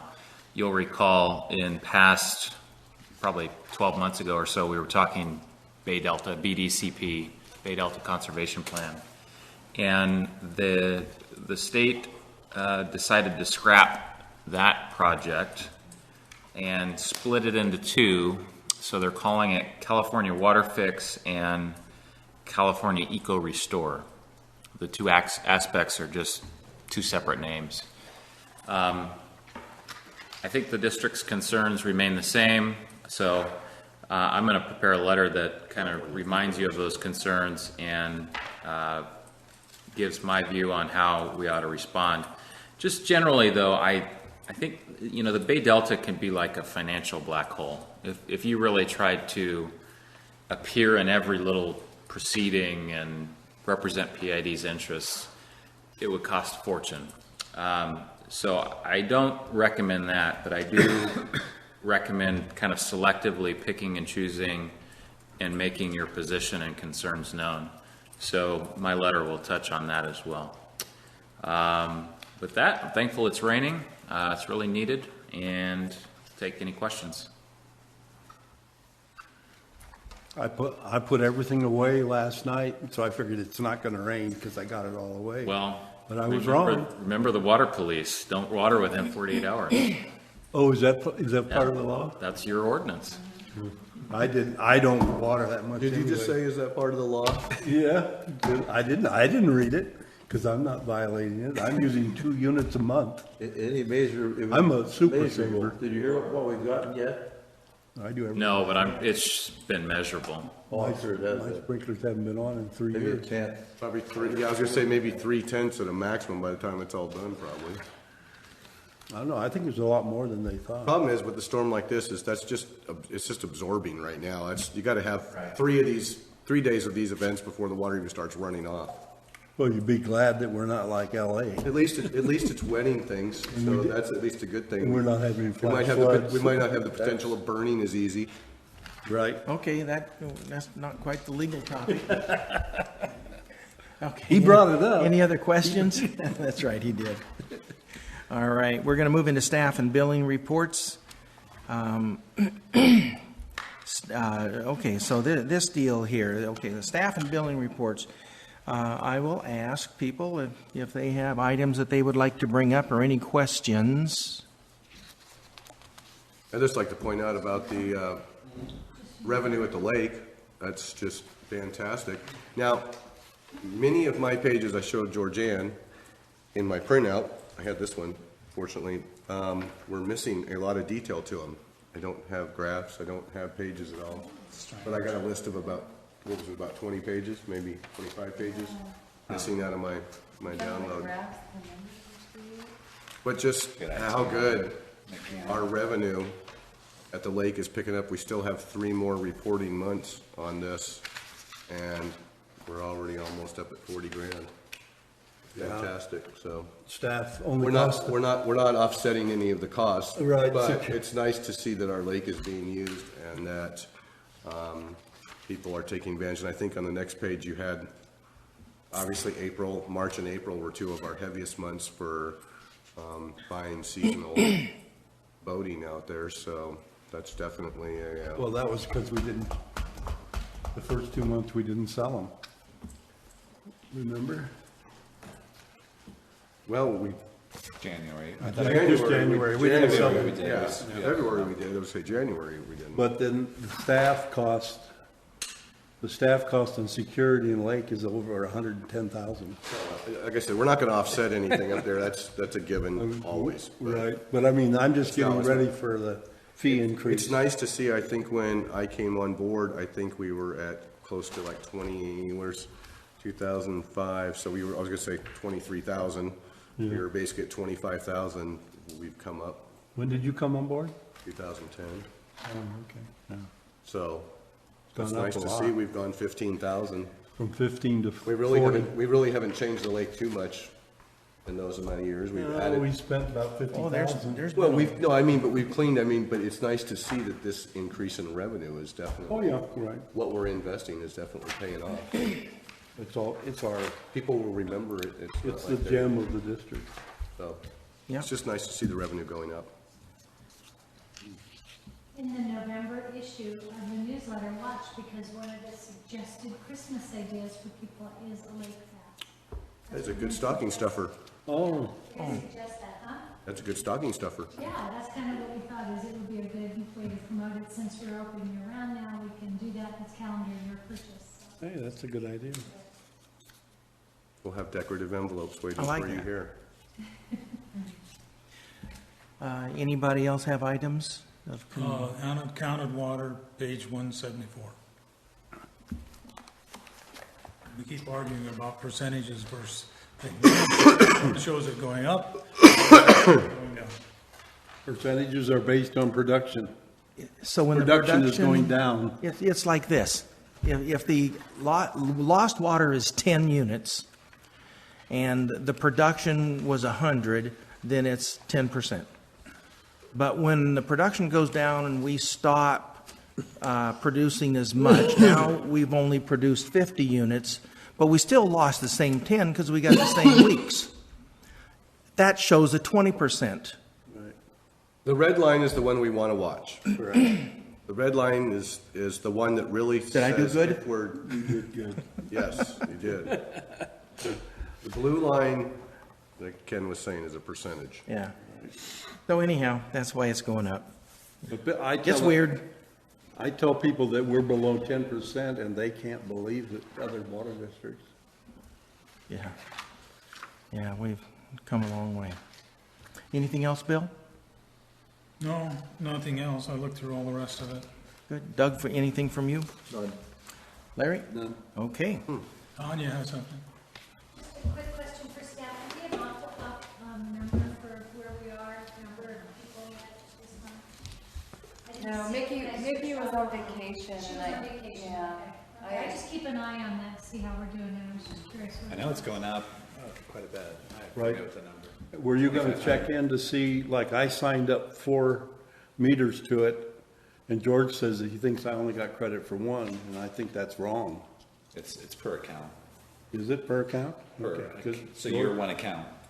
One account, well, no, I have 4 accounts. I know, but you're one account. I'm not. That's not right. We should count it, Don't they charge by meter? Yeah, they charge by meter, but they're also monitoring each meter. Right. They're not charging by signups. No, I know they're not charging by science, so, but what I'm saying is, if Then you we have should- 4 meters, you should get. Show that they Get raffle have tickets or more something for every entry you make, or- participation. No, I don't know, I just trying to prove that it's worthwhile. Bill was saying that When you see- 500 is I not. was gonna say, I See didn't the get my raffle number, Larry, ticket, add, if you're add getting 4. one. What? Yeah, when you see the number, add 3. Add 3. Add 3. Okay. Okay. One other thing, I'll go out to the Problem public and solved. ask if there were any public comments or questions about the staff and billing reports. Mr. Public? I have a question. Wait. LAFCO. Local, Agency Formation Commission. What we do is we monitor all the different entities in Butte County, and they have to get permission from us to do things that increase their service responsibility. And if we feel that they can't fulfill the responsibility to the annexation people or so forth, or if their services are inadequate, then we get after them. What are your sanctions against those? What's the sanction against those? We can, we were going to disallow any annexations in Chico if they didn't do what we said. And we've got teeth now. We've been in business for 50 years, but now we have teeth, and we were going to sue them, and we were going to win. And so they have to do it. We've also, one project in Oroville was approved by Oroville, but it was in the county. They came in for annexation, and we stopped the whole project because we didn't think it was adequate. It was good. How does that affect PID? How does that, well, because we're a special district too, we could be doing annexing, and I represent special districts with LAFCO. PID No, also, no, he's with Butte County Special Districts. special districts also fund LAFCO. So they've Yeah. got a seat at the board. Right. It's an incestuous relationship. Good grief, I love that comment. That's good. Good question. Any other public comments?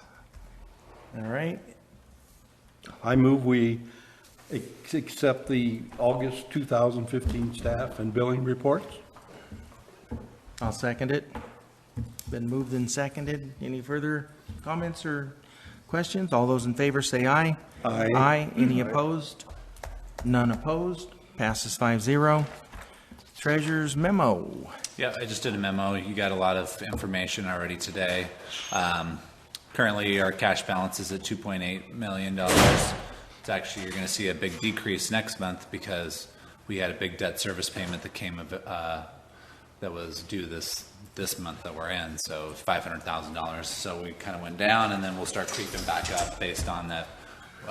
We'll be collecting more revenue during that time. Right, Jim, thank you.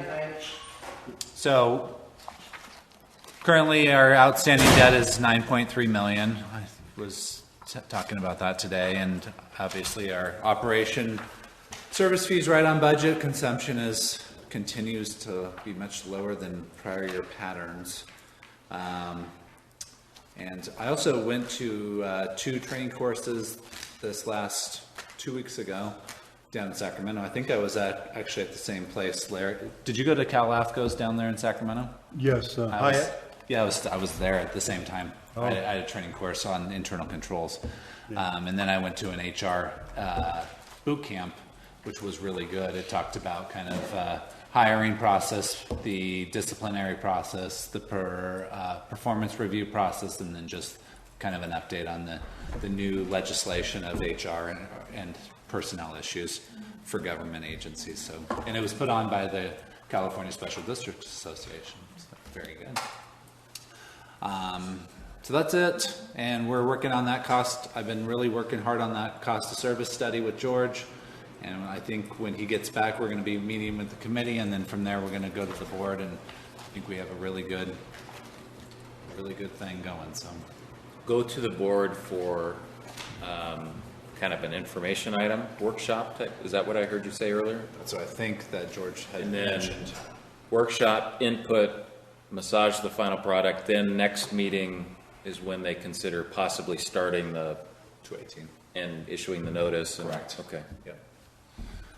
Yeah, so I think it'll go committee, then it'll go board workshop, public input, obviously in that workshop, and then we'll start the 218 process once we get a thumbs up from the board. If there's any questions, I can answer them, but I think I answered a lot of questions today from you guys. Any questions from the board on the treasurer's report? Okay, any comments or questions from public? There being none, I'll make a motion to accept the treasurer's report as presented For what period? for the period ending August 31st, 2015. Second. Thank you, Larry. all right. It's been moved and seconded. Any further discussion? All those in favor say aye. Aye. Aye. Any opposed? None. Motion passes 5-0. Our last item on the agenda tonight is going to be director's comments. We'll start with you, Bill. Oh, I have a friend on the Butte County Resource Conservation District, and he lives up near our 40-inch pipe that's underground near his place. But he said it's full of Scotch brome the whole right-of-way. It's a fire hazard to his house and others in the area, but it's up near Magalia. I haven't gone there, but Scotch brome, and he was quite concerned about it, and I said I would bring it up to the district. So that's one comment. Now, the wetlands, the reason I didn't have a promotion or have a thing tonight is the fellow that's going to give me the estimate on the tractor work and moving dirt is not available. He's actually building wetlands down at Ray Lodge now. And when it rains enough to put him out of that, then I can get him up here to look at what we might do up here. I will start putting together a promotion thing on wetlands. And it will have my name on it alone, but I will be sending it out to whoever I think might have an interest in the community and so forth, a news release and what have you. That's it. Doug? Well, the only thing even though we have just one, basically, or two, encourage the public to keep attending and follow us through this process of rate adjustments. We love it. Public's input is very valuable, I think. Because you got that from me. Sure it is. Sep? I just wanted to, it was a really good meeting. I'd like to thank all the directors and staff for that. And commend staff once again for the tour, the treatment plant tour. I heard from a lot of people that it was really good. And so great job again. You guys always seem to make everybody very, very happy that went on it. And It's my understanding that the staff actually prepared the food themselves. they, That to me is really neat. we have one guy that's a really, really good cook that sneaks in for some of these events. So, yeah, so, yes. It was very good, very good. Yeah, good. Glad you enjoyed it. Servers were great, and two of them are here today. They are, yeah, yeah. Well, we've got a bean counter, and who was the other one? Bean counter, yeah, no, really. I had the tri-tip and the chicken. And they only let me handle one, just beans. Just I was trying to do One was, and then Tanya- one was a bean counter, one was slinging bowl, is that what you're saying? So, There you go. yeah, yeah. But that might have been backwards, their jobs sound like they were backwards, the bean counter should have been here and the slinger should have been there. Well, Kevin would have been there, he would have been serving the beans. That's it. I think I was Larry? last time. Well, first of all, this was the first lake tour that I ever missed. And where was I? You were down at Cal I was Calafco, yeah. So I'm sorry I missed it because I know they are very enjoyable. And it's fun to go and listen to what the people think and everything and how much they learn. It's really good. The other thing is, being an accountant and a tax preparer, I'm required by law to take 20 hours of education every year.